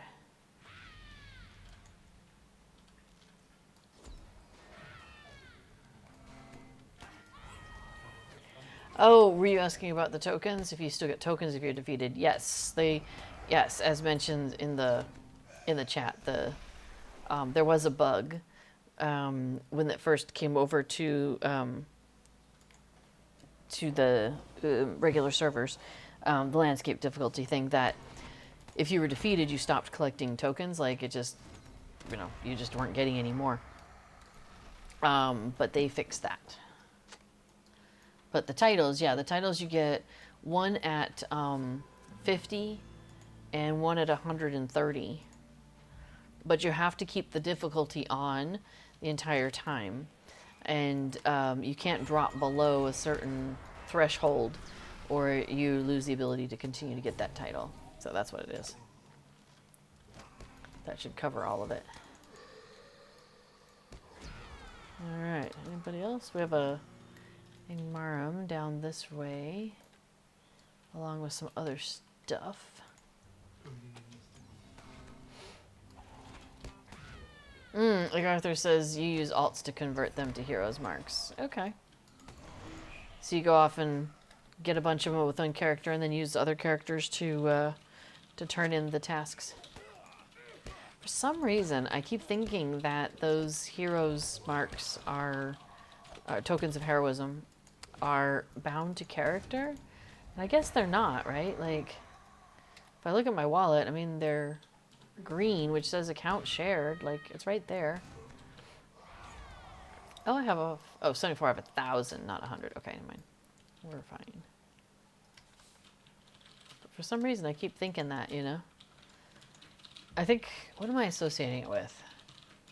I'm associating it with something else that is character specific.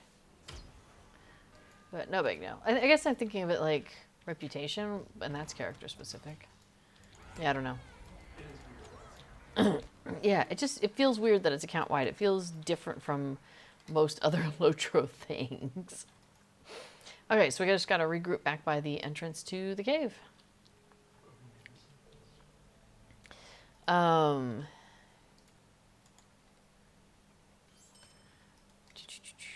So Igarthur says you have 20 characters that you use to convert the tokens of heroism to heroes marks, and then both of those accounts are currencies are account shared. Fair enough. Fair enough. Yeah. All right. Yeah. B4 is doing the math. The quests take 10 tokens, or 20, or 30 tokens each. There's 3 tasks that you can do with that, with the hardened traveler. And so, yeah, so they're, yeah, they take 10, 20, or 30 tokens, and they give you like 5, 7, or 9, or something like that. So, yeah, so before it says with 14 characters, you could do 140 tokens per week, which is quite the haul. Now, I feel like I'm not in a hurry to get too many of them because... I mean, to be fair, I do have a lot of characters, but the emotes, there's only like 5 of them, and I don't actually necessarily want all of them. Like, I wouldn't use all of them on a regular basis, so I'm not in a hurry to get them. So I figure it's okay to just get them when I get them, and yeah, I'm not really pushing it. So I don't feel the need to, like, grind it out. I figure I just get them as I get them in my regular gaming, Oh, Agarthur wanted to get all of the images for the epic emotes for the wiki. That's fair. Could you not get them off of the Bullroarer server when that's up? I mean, not that you don't want to get them anyway, but for completionist purposes. But it seems like you could have gotten it there and not have to grind it to get all the tokens to get all the emotes. Agarthur says, I've also been known to create a character, turn in tasks, delete the character, create another, rinse and repeat. I could not do that. Like, for one thing, I can't come up with that many names.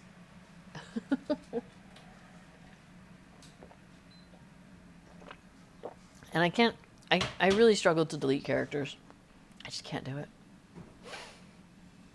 Arthur asks, was it on Bullroarer before release? Okay, that's a fair question. I thought they did a round of the difficulty setting on Bullroarer before it went live. Okay, right. Tolarian has it. As far as I recall, on Bullroarer, not all emotes were present. That's right.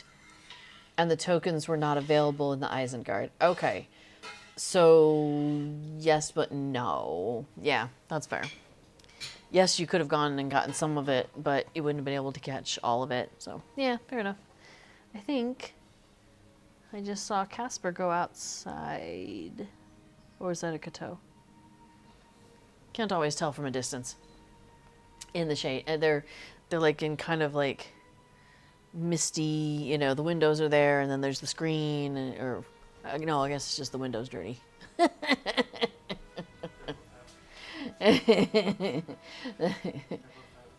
They're both out. Okay. So that was Casper I just saw walk out there. Oh, I see him. Yeah. Cateau's laying down on the concrete. So we're probably going to do more catning in the backyard.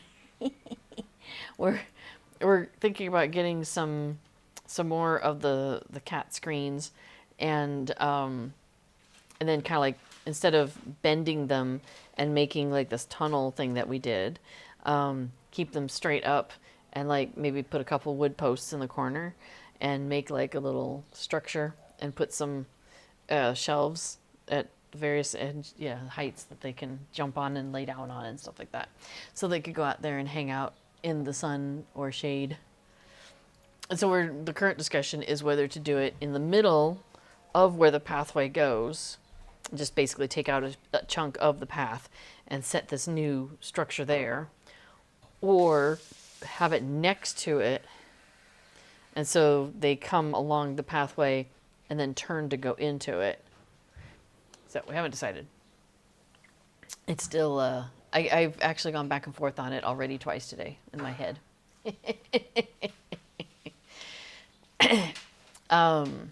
So Egg Arthur says, all of the images I thought were notable are on the wiki.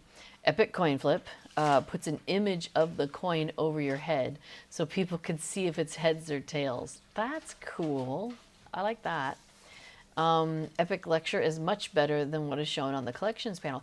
Ooh, I do want to get Epic Lecture.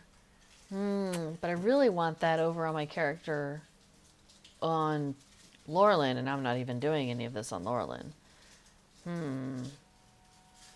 So I have a current plan, but this is many years in the making. This character right here is my completionist character. And so she's getting all the emotes, like everything that you get out of the legendary item reward track, like the emotes you get through that, the pets you get through that, like all the stuff, right? So she's getting everything. She's my completionist gal. And my character, my main character over on Laurelin, I really like the character, but she's a burglar, and I really just have a heck of a time playing a burglar. It's so hard. And so I really would like it if she was like a lore master or a hunter or something. That would be really cool. So my current plan is, because I don't want to lose all the emotes and everything that I have on that other character, but you can't change the class of a character. So my current plan is, when we transfer our characters off, this main character I have, she's going to become my main character over there. So she's going to go through a name change and take on that spot. So we'll see. So anyway, my hope is then this character would have Epic Lecture, which then I could use over on the other server when she's there. But again, this is like 5 years down the road. Before is laughing at me over there. Telerian says the emotes are character bound on acquire, as far as I recall, so you have to get them on the character you want to have them, and they are reputation bound. Is that correct? I think so. I think that is the case. Yeah. I'm just shocked that the tokens themselves are not character bound, right? Like, I'm like stunned that you can get them on, you can use them on your entire account on that server. So before says, yes, so in 5 years it'll be fixed. Unless they, yeah, how about let's do a Raging Frost. Unless they manage to like somehow make it so that I can change my class. Class change token and a race change token and a name change token. Right? They have a name change token. They have a race change token. So why can't I have a class change token? Oh, neat. Right? I would absolutely pay for it. Yeah, Aaron Bard said this is bad news for role-playing players because we have to do all this battle stuff to have access to premium role-playing tools like those emotes. Oh, right, I'm not supposed to kill the Grim. Sorry. I went into my normal hunter thing. We gotta get this Grim over here to make an ice stick. Alright, cool. I didn't do that one, actually. I think that was you. So Aaron Bard, yes. However, what would probably be the easiest thing to do is, like, gather a group of, 3 to 6 people, right? Play on, if you have a group of 3 people, let's say, and then play on difficulty level 3, then all 3 people of the fellowship are likely to get those tokens, is how that works, right? So, and it says that I'll go back to the guy here in a little bit. So for example, the 2 of us are running around together and we're playing on level difficulty 3. And since we did that, I've gotten 15 and I had, what did I have? Y'all, what did I have? Like 8 or something like that? So, I mean, I'm getting tokens is what I'm trying to say. You were at 59. But then I spent, okay, so I probably had 9 coming into this moment. Okay, so I've probably gotten 6 then, since we went and talked to that guy, right? So that's what I'm saying. Like, if you can find just a couple people to run around with, maybe just do it like once a week. I'm frozen. Go run around, do some missions, do some landscape questing. The key of it is that it has to be within like so many of your level. Oh, we've already done this one. We need a different spot.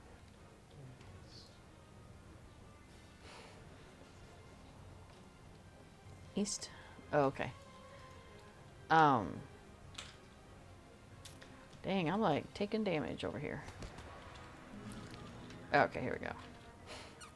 So that's what I would suggest, is if you want to get these emotes, is try and get out and do some landscape questing. It needs to be close to your level. So that's why these missions are really handy, because they're short and you just pop in and do stuff. Are you going to bring it this way? Oh, no? Are you frozen?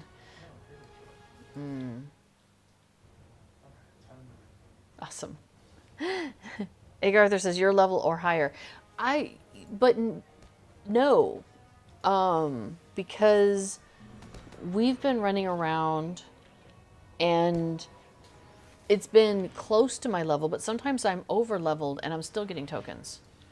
I mean, we're talking like, I'm level 58 and the thing we're attacking is level 57 or 56.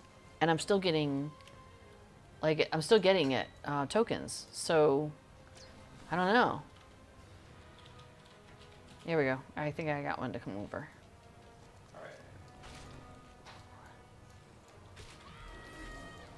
Yay, there we go.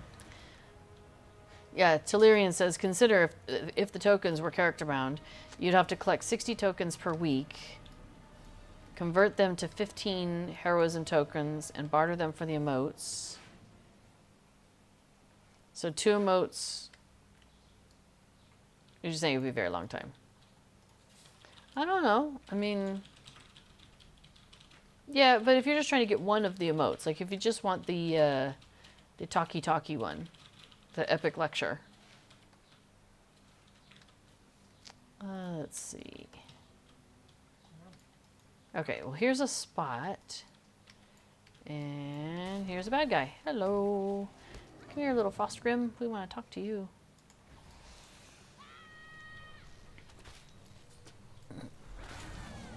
There we go. Nice. Egg Arthur says, I've been killing mobs within 8 levels of me for the last 2 hours at Fearless and no token drops. Maybe it works differently in missions. Well, I don't know, because I think it was on Crick Hollow. It was either on Crick Hollow or here. On Treebeard. And yeah, that's what I'm saying. I'm a little over, and I was still getting tokens. But I was only over by like 1 or 2 levels. But not the entire party wasn't, though. Like if we're fighting level 59 mobs, we've got characters that range from like 57 to 61 or something like that.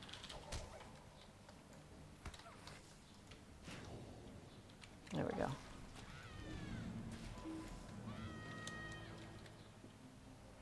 Thank you. So maybe you just have to have somebody in your fellowship of that level. And you can't be beyond a certain level or something. I don't know, right? Yeah, Agartha, I agree. Agartha says, according to the official description, it's your level or higher. Hmm? I'm not even clicked on it. I'm clicked on some ice somewhere. Oh, now I'm clicked on it. I think it started attacking me.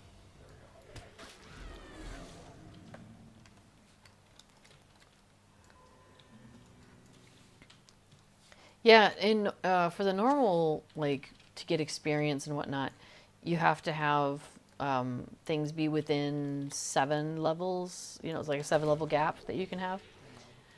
So it seems like you would think, oh, okay, that would be the case with this. But we're not sure. Yeah.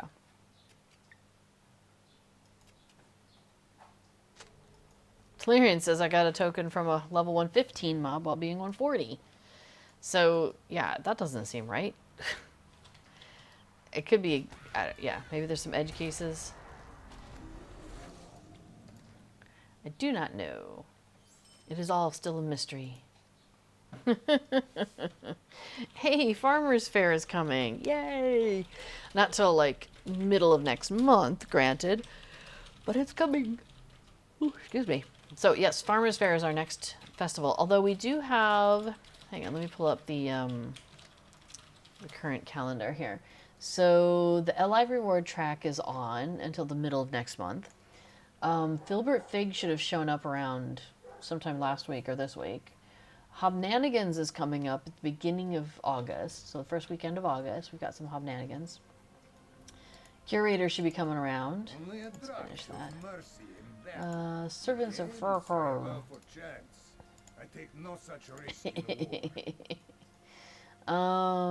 Let's see. Curator, and then yeah, the LI reward track season 7 starts up middle of August, and then Farmer's Fair, middle of August. So yeah, so that's our next pile of stuff, not including like bonus XP weekends and things like that. Huh? It says destroy the shrine. Like, do I shoot at it? Do I touch it? What do I do? Oh, okay, I touch it. I just go and have a conversation with it, and it says I'm out.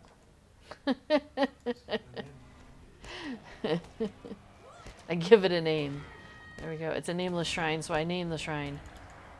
Oh, shrine, I name you. Wait, where are you going?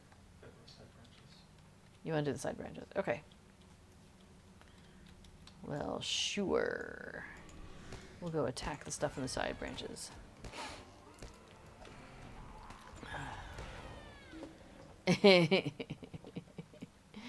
I will name this shrine. Alright, cool. I name you Bob. Indeed. We're all good here? Okay. Is that a statue at the end? Oh, it is. Check that out. That's wild. That's kind of cool looking, isn't it? Alright, anyway. Let's move back on. Go back. Catch back up to this side. Oh, are you in combat with that thing? Whoa, I almost ran off the edge. Sorry. Oh, nice. Okay, so this green stuff. Thanks whoever said that earlier about the green stuff.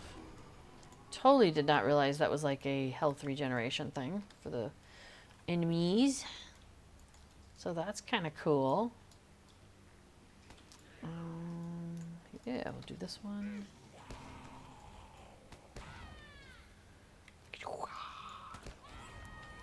Yeah, Telerian says, I guess it might be dependent on the mob and your fellowship, those tokens that we're talking about.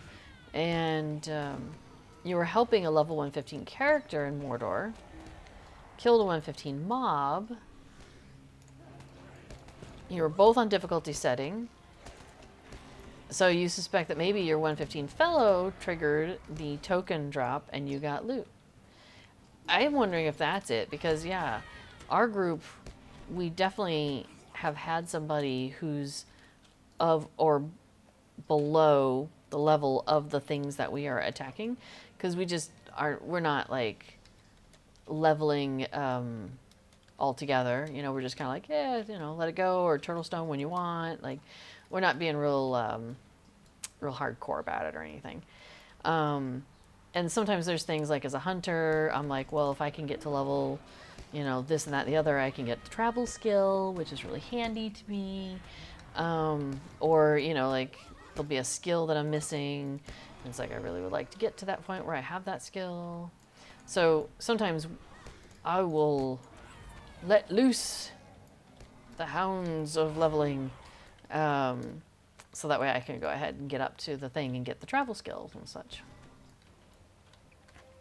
So yeah, so we're not all necessarily leveling, you know, 1-to-1, but we're generally within like 4, I would say at the most, the range of levels. Like, I think we might have like a, well, now I'm trying to remember, like, you know, for example, 67, 68, 70, 71, like that kind of thing. Whoa, we got a big nameless uncad. Oh, she's named. She who feeds. All right. Well, look at that. Hey, this dwarf scout comes running through. Aaron Bard says the mobs look like 1960s sci-fi. That's funny. And the color scheme. Hello, Skybird. Welcome. Welcome to the chat. Hope you're having a good day. Was it like after work time or something? I suppose about that. All right. Is it done? Yes, it is done. Siege of the Rift. Cool. I like that. I think I like this one if I just want to remember. Yeah.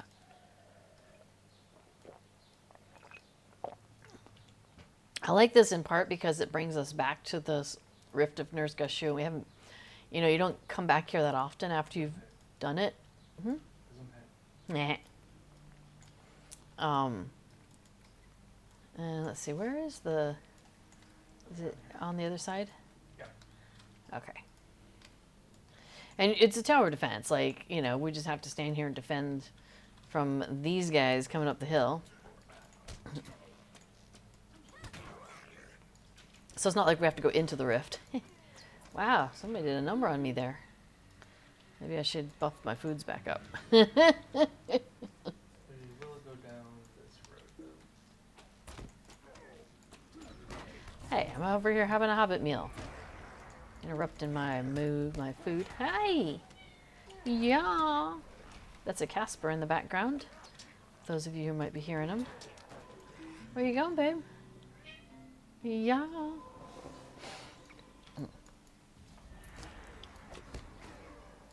Oops. Pay attention here. I got distracted because I see that Talarian says, I just wanted to say that I think Egg Arthur is completely right. So what, did he like hack your computer or something? I was distracted there for a moment. It was stated that the mob needs to be your level or above, and I had some strange expectations, and my only explanation is, well, it's Lotro. Terrible. With exceptions. We have exceptions. Strange exceptions. Yeah, you had some strange exceptions. And you're like, well, it's Lotro. Lotro does its own thing, man. Got a banner. Oh, apparently I gotta click on this banner. Okay. The watchtower is secured, but the enemy regroups in their encampment below. So we'll wander down below. I see a flag. Do we wait here? Or do we continue on? I think we continue on, perhaps. This seems familiar. I can't remember where we ended up. Yep. Clear the enemy encampment below. Oh, right. I think maybe it was this way. They have little tents and things, if I remember correctly. I think it might be this way. Yeah, there they are. All right, let's see what we can do. Also, we have a Casper nearby. Let's see if I can switch them for a second. We won't put the cat cam on him, but might be able to get... hey, no rain of arrows from you, buddy. Nobody asked you.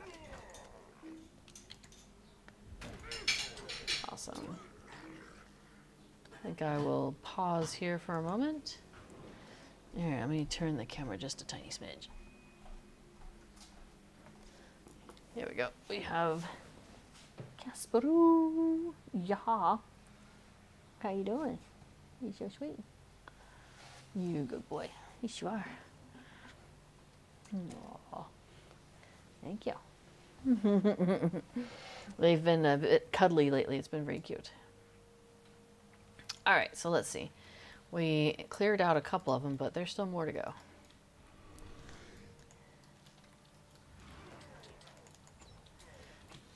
Handy. We'll just have the minstrel go up there and gather.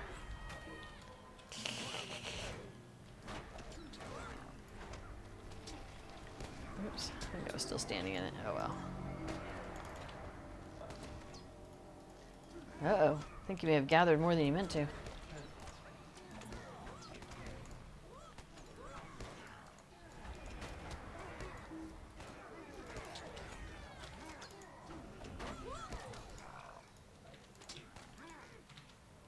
Oh dear.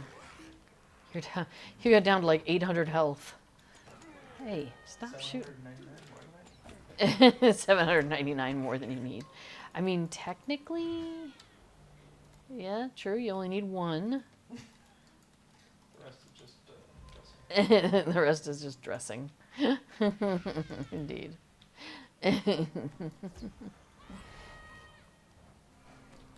All right, got rid of that guy. We have like another 4 over here. Okay.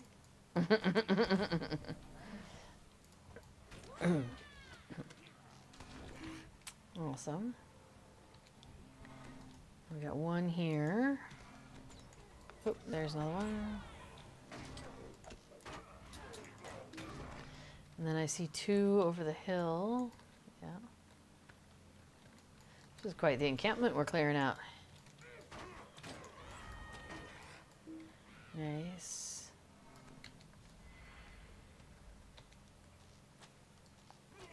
All right. Oh, the leader has appeared to defend the encampment. I think they're back up there. I would be. Makes sense. Seems like the more comfortable part of the camp. Yep, there's the leader. Hello, leader.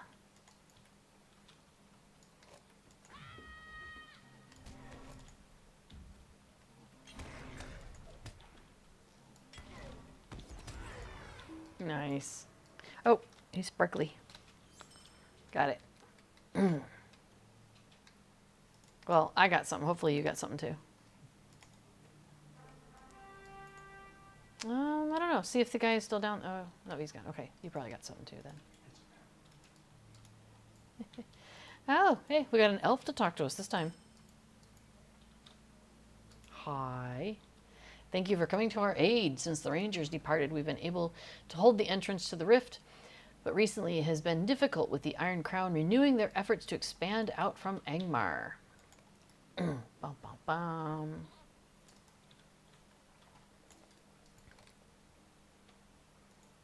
All right, so I'm going to go with the theory that, yeah, if you have somebody in your group who is of the right level to get tokens, then if other people in the group are also running at difficulty, that they too have an opportunity to get tokens.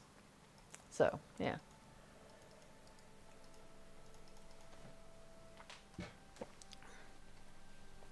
All right, it says find a way out of the dwarf vault.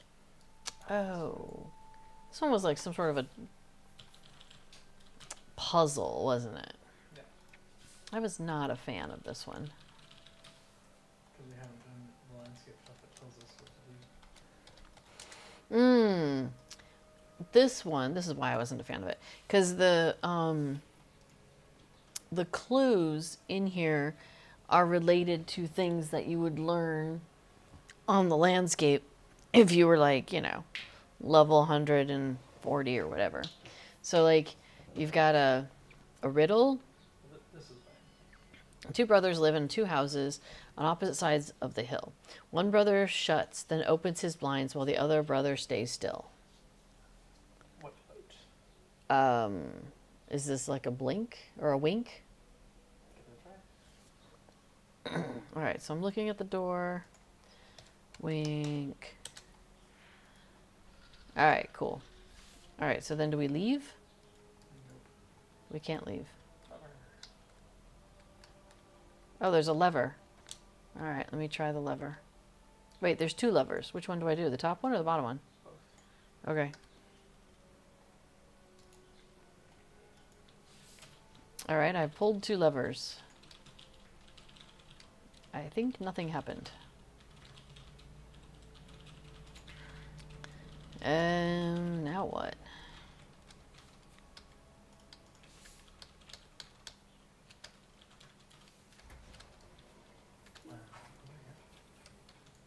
Well, I should probably redo the levers since I undid them. I don't know. Oops. They sing songs of me, but none have ever seen my doors. Say my name. What? If you know the clues to this, go ahead and just do it. I just want to get on top of this thing. That's what we have to... I would never have guessed that. I'm not sure I did it right. Okay.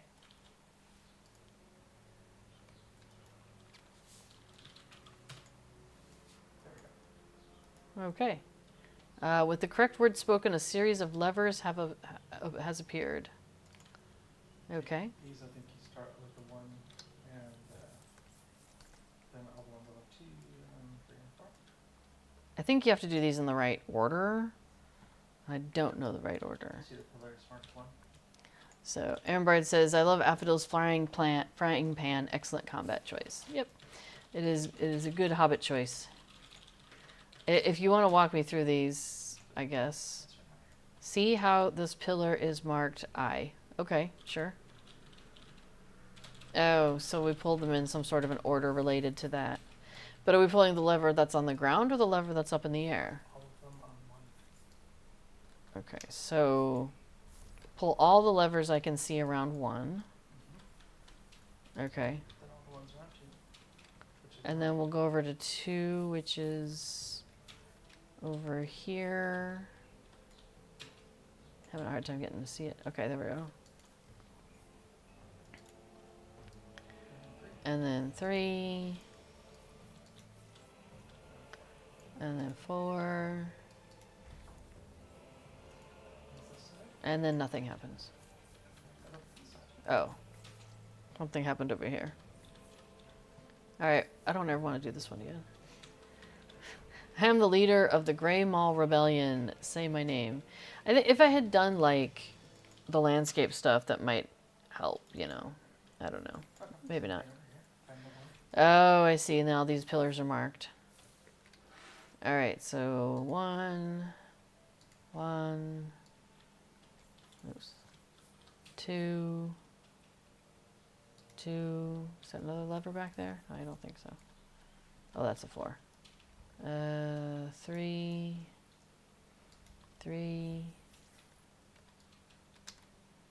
Four. Okay, did something happen over here? Over here? I thought I heard something. This door? Maybe? No? Yes. Okay.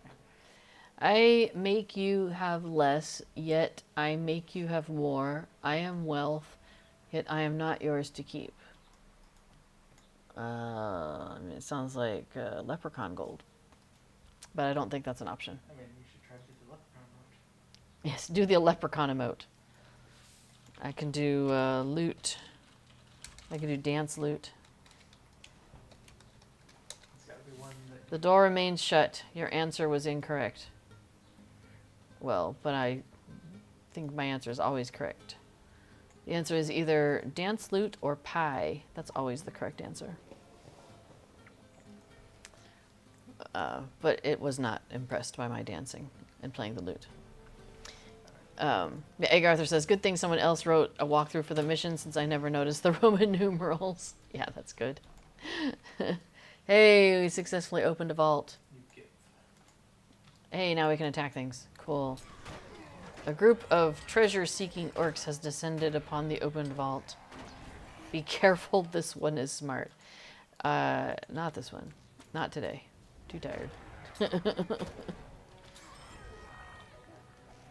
Wait. Pilferer. You don't get to pilfer what I have rightfully taken. Or something of that sort. The orcs are revolting. I like it. They were in the vault before and now they've come back. They're revolting. How did you solve that impossible riddle? Well, let me tell you, the wiki helped.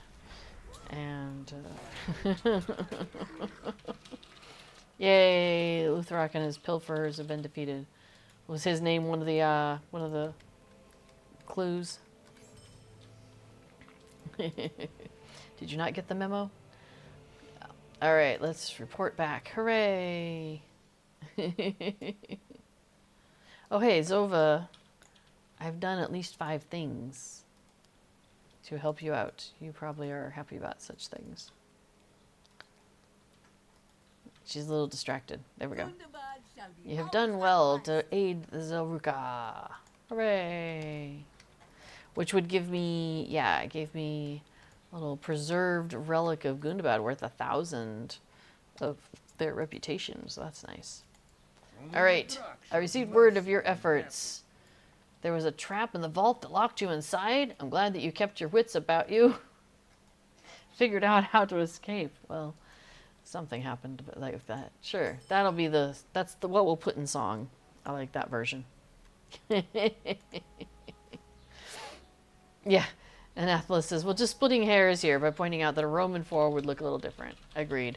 So actually it's hairs, right? So it's just 4 hairs lined up in a row. They're not Roman hairs, just hairs. All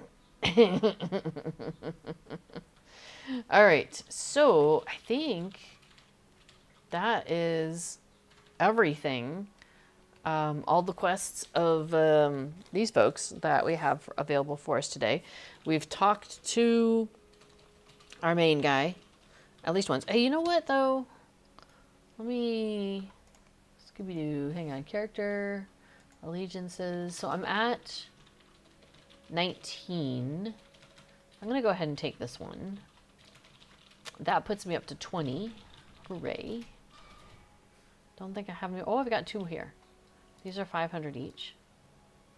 Wow, I'm at 0 out of 2,000 of the next level. That's kind of cool. Okay, so we'll go ahead and claim this. Well, let me pop these down so we can see it. So I'm going to claim 20, which gets me this ceremonial hooded cloak of kept promises, which is funny because I don't wear hooded cloaks with this character ever. And then I think what we'll do is next time we'll start with level 21. So we'll just, I'm going to leave that unclaimed on mine. Okay, I think I am like 50 or I'm a small portion ahead of before. I'm not sure how that happened, but I'm at 20. somehow I ended up with more. Oh, virtue cap reached. Let's fix that. Let's see, that's cleared. So we'll go to this one. At this point, I'm just like filling them in. So all of mine are all of my virtues. Because I'm level 79 and it's half of your virtues rounded down. So I can get up to 38 points in each of my virtues. And I'm at the point where I'm starting to max them out again. So until I go up another level, which I'm not too far, but yeah. Still far enough. Far enough. So no worries. Keep an eye on that. Oh, I see.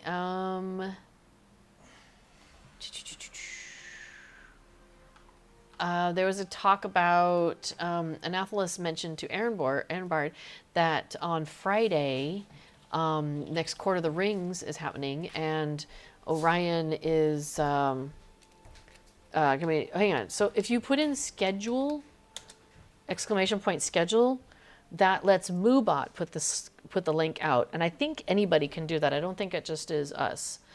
So that'd be the next thing to do. Anatholis next time is just do it like that. So you should be able to do that.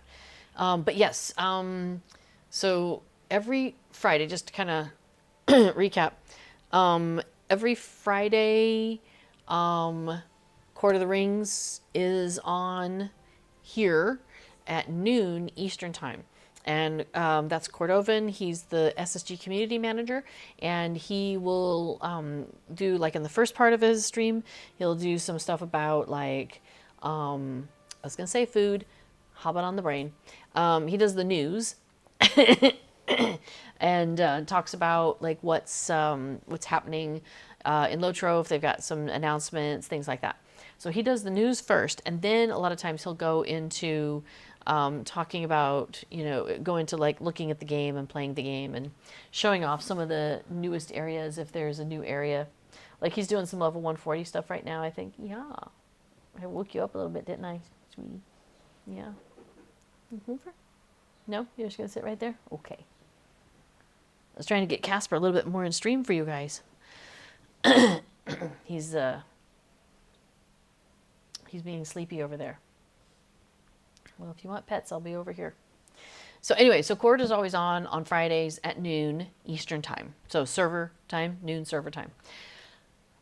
This week, so in like, what's today, Tuesday? So Wednesday, Thursday, Friday in 3 days, he has Orion on, I think we were talking about.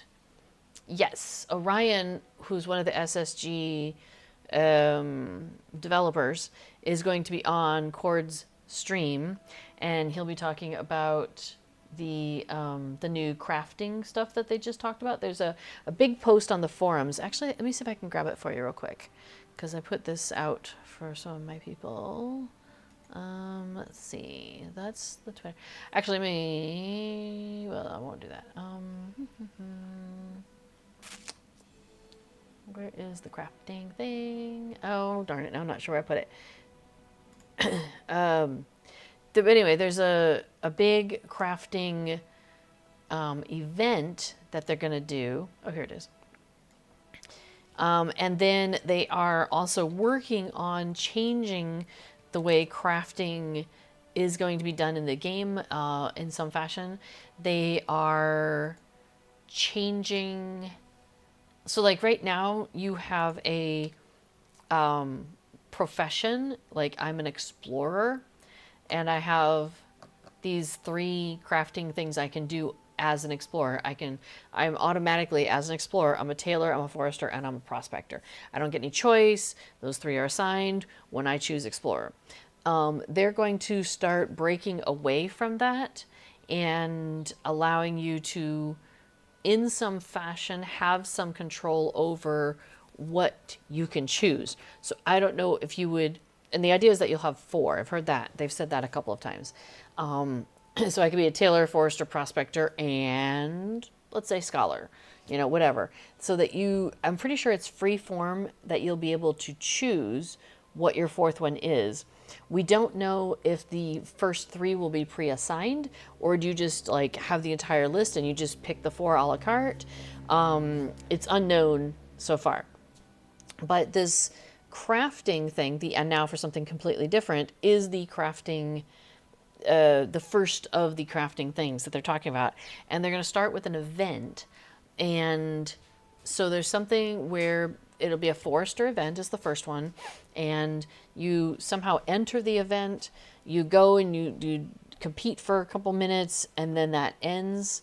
And then you earn from that event, you earn stuff, which basically over time, the idea is that you can end up with like a forester crafting thing, and you can level that up and make it, you can have it like have a cosmetic look to it and stuff. And that over time, as they're rolling their way through these different things, my forester, you know, ability would have a forester pickaxe or whatever. My prospector would have their thing. My tailor would have their thing. And that over time, there'd be a way to then combine them all, excuse me, into one crafting item. So like I have the Fateful Toolkit, which already allows me to do all of the things. It's just I don't personally as a character have the ability to, but the toolkit can. So the toolkit can cook. It works for a jeweler, works for a metalsmith, a scholar, a tailor, a weaponsmith, a woodworker, a farmer, a forester, a prospector, and a scholar. Well, I said scholar before. So it works for all of those different abilities. So my understanding from reading that thread is that that is where they're going, is that you'll have a tool. You'll have, like right now you could get the 3 separate starter tools that you'll be able to combine them into one tool. So you'd have like a toolkit just like I have now. And just like you can have the 3-in-1 toolkit that a metalsmith crafts, that somehow that would happen in the game. Aaron Bard asks, how will that work with existing characters? I mean, my guess is that you would then just pick a 4th thing. I know that, like, for example, you can go and change what your abilities are. You know, like right now, like I said, I'm a explorer. I could choose to be a historian instead, and a historian is a scholar, a weaponsmith, and a prospector, I think. So the way the game works now, if I were to do that, let's say, whatever I had already done in Prospector would stay because it exists under both of them. But the things that don't overlap, my Tailor and my Forester, I would lose all my progress in those. So I don't know if it's, you know, so my guess is that it would be that you could keep the 3 you have and you just add on a 4th one. We don't know yet. We don't know the details. This would be great questions to ask Orion on Friday. Farmer and weaponsmith, not prospector. Sorry. Well, that wouldn't have worked for my example. So my example worked if I was a prospector. If it was a prospector. But anyway, I mean, I would say start by reading that forum post. It's lengthy. And so I did kind of lose focus a few times while I was reading it, I will admit. But at least you can get an overview by looking at that. And then I would say come back here on Friday at noon and Eastern time and ask Orion these questions. Because most of us who stream here are just volunteers. We're just fellow game players. And so we only know what we have heard from like watching Lord of the Rings or listening or reading these posts and things like that. So we don't have any inside knowledge. And we can't help with like passwords, and we can't do anything SSG related, right? But Friday, Cord is an SSG employee, and so is Orion. So those would be the people to talk to. So like we have a plethora of SSG people this week because tomorrow we've got Scenario, who's going to be streaming at 2 o'clock Eastern time, doing the new premium housing preview. And then on Friday, Cordovan will be on. He's SSG employee and doing his show, Court of the Rings, with the guest of Orion, who is also an SSG employee. So like, we're just like flush with them this week. Yes, we are. All right. Well, I see his cute little face. You have a cute face. It is true. That face is cute. All right. Well, I think I am about to wrap it up here. Oh, Aaron Bird says, I so appreciate the scope of your knowledge. Easy to forget you're not SSG folk. Yes, we are definitely not SSG folk. They definitely have a requirement that you need to be physically nearby where their head offices are. And given that we're in Europe, we are definitely not physically nearby where their offices are. So it is highly unlikely we will ever be official SSG folk in any capacity. I mean, never say never, right? Like, who knows? But yeah, as it stands, that is not the case. And Aaron Wright, I really heavily lean on the knowledge of the community. So the wiki, people in chat, like, you know, like your Egg Arthurs and B4 and, you know, all the other Valerian, the various other people who know things and are able to bring that knowledge and experience into the chat so we can, you know, dissect it and also share knowledge with each other. So we are lucky that we have each other. All right. Well, I think B4 is close. We have a checklist when we go streaming. So see, he's working through his checklist, which is awesome. I appreciate it. He helped me put mine together because it's great. I just work my way down there. Even though I do this every week, there's things I would forget. So it's handy. Hey, Kato is inside. When we have a quick Kato sighting, you want to come say hi? You come up real quick. Say hello to the to your adoring fans. Yeah, they both are like, well, hello. All right, hi, Casper. Well, all right. So a little bit of kitty time, real quick, and then I will say adieu to you all. Here, over here. That's for you, Kato. Come here. Come up. Come here, baby. Come on. Come up. Or here.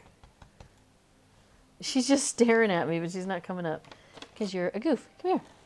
Come on. You're so silly. Well, you probably can't see her. She's down below. She's being a goof. Yes, she is. All right. Well, what if we do it on the footstool? Okay, hold on. Hold on. All right, Casper. Over here. And Kato. Right here. Kato. Right here. All right. You can almost see her face. Well, we got her face up there. All right. One more try. One more try, you two. Casper, over here. Oh, and Kato, right here. Come on, come up, come on. There you go. There we go. 2 cats. We should be a circus act. And it only took like 5 or 6 treats. Here, would you lick this off my fingers? I don't like this. Yeah, you can lick. Okay, he'll lick it off my fingers. Thanks, honey. You're a good boy. Yes, you are. Thank you so much. All right. And speaking of thank you all to the community here for coming along with me today and enjoying our little trip off to the Gundabad Mountains to help out the Gundabad Dwarves there. Nope. That's all for now, sweetheart. Yes, I know. We're just going to set that there. All right. And yes, thanks to Casper and Kato for their cameos. Did you get some hair in your mouth or something? What are you doing? He's got a funny look on his face. Thanks. Yeah, you do. You have something in your mouth, don't you? Well, we'll take a look at that one off stream. All right. Have a great rest of your day, everybody. And I will be here next week. Same bat time, same bat station, doing kitty cat stuff and, of course, Lotro stuff. They're always both very important. Wow, Gasper's being super friendly. Well, yes, they're cameos. Here we are. Thanks, Skybird. Oh, and that's a cat standing on the keyboard. Well, have a great rest of your day, everybody. Me and the cat are going to cohabitate here on my desk, and I will see you all next week. Have a great time. Stay connected to that Hobbit side of your heart. Pet your kitties, loved your loved ones, and I'll see you next week. All right, bye, everybody.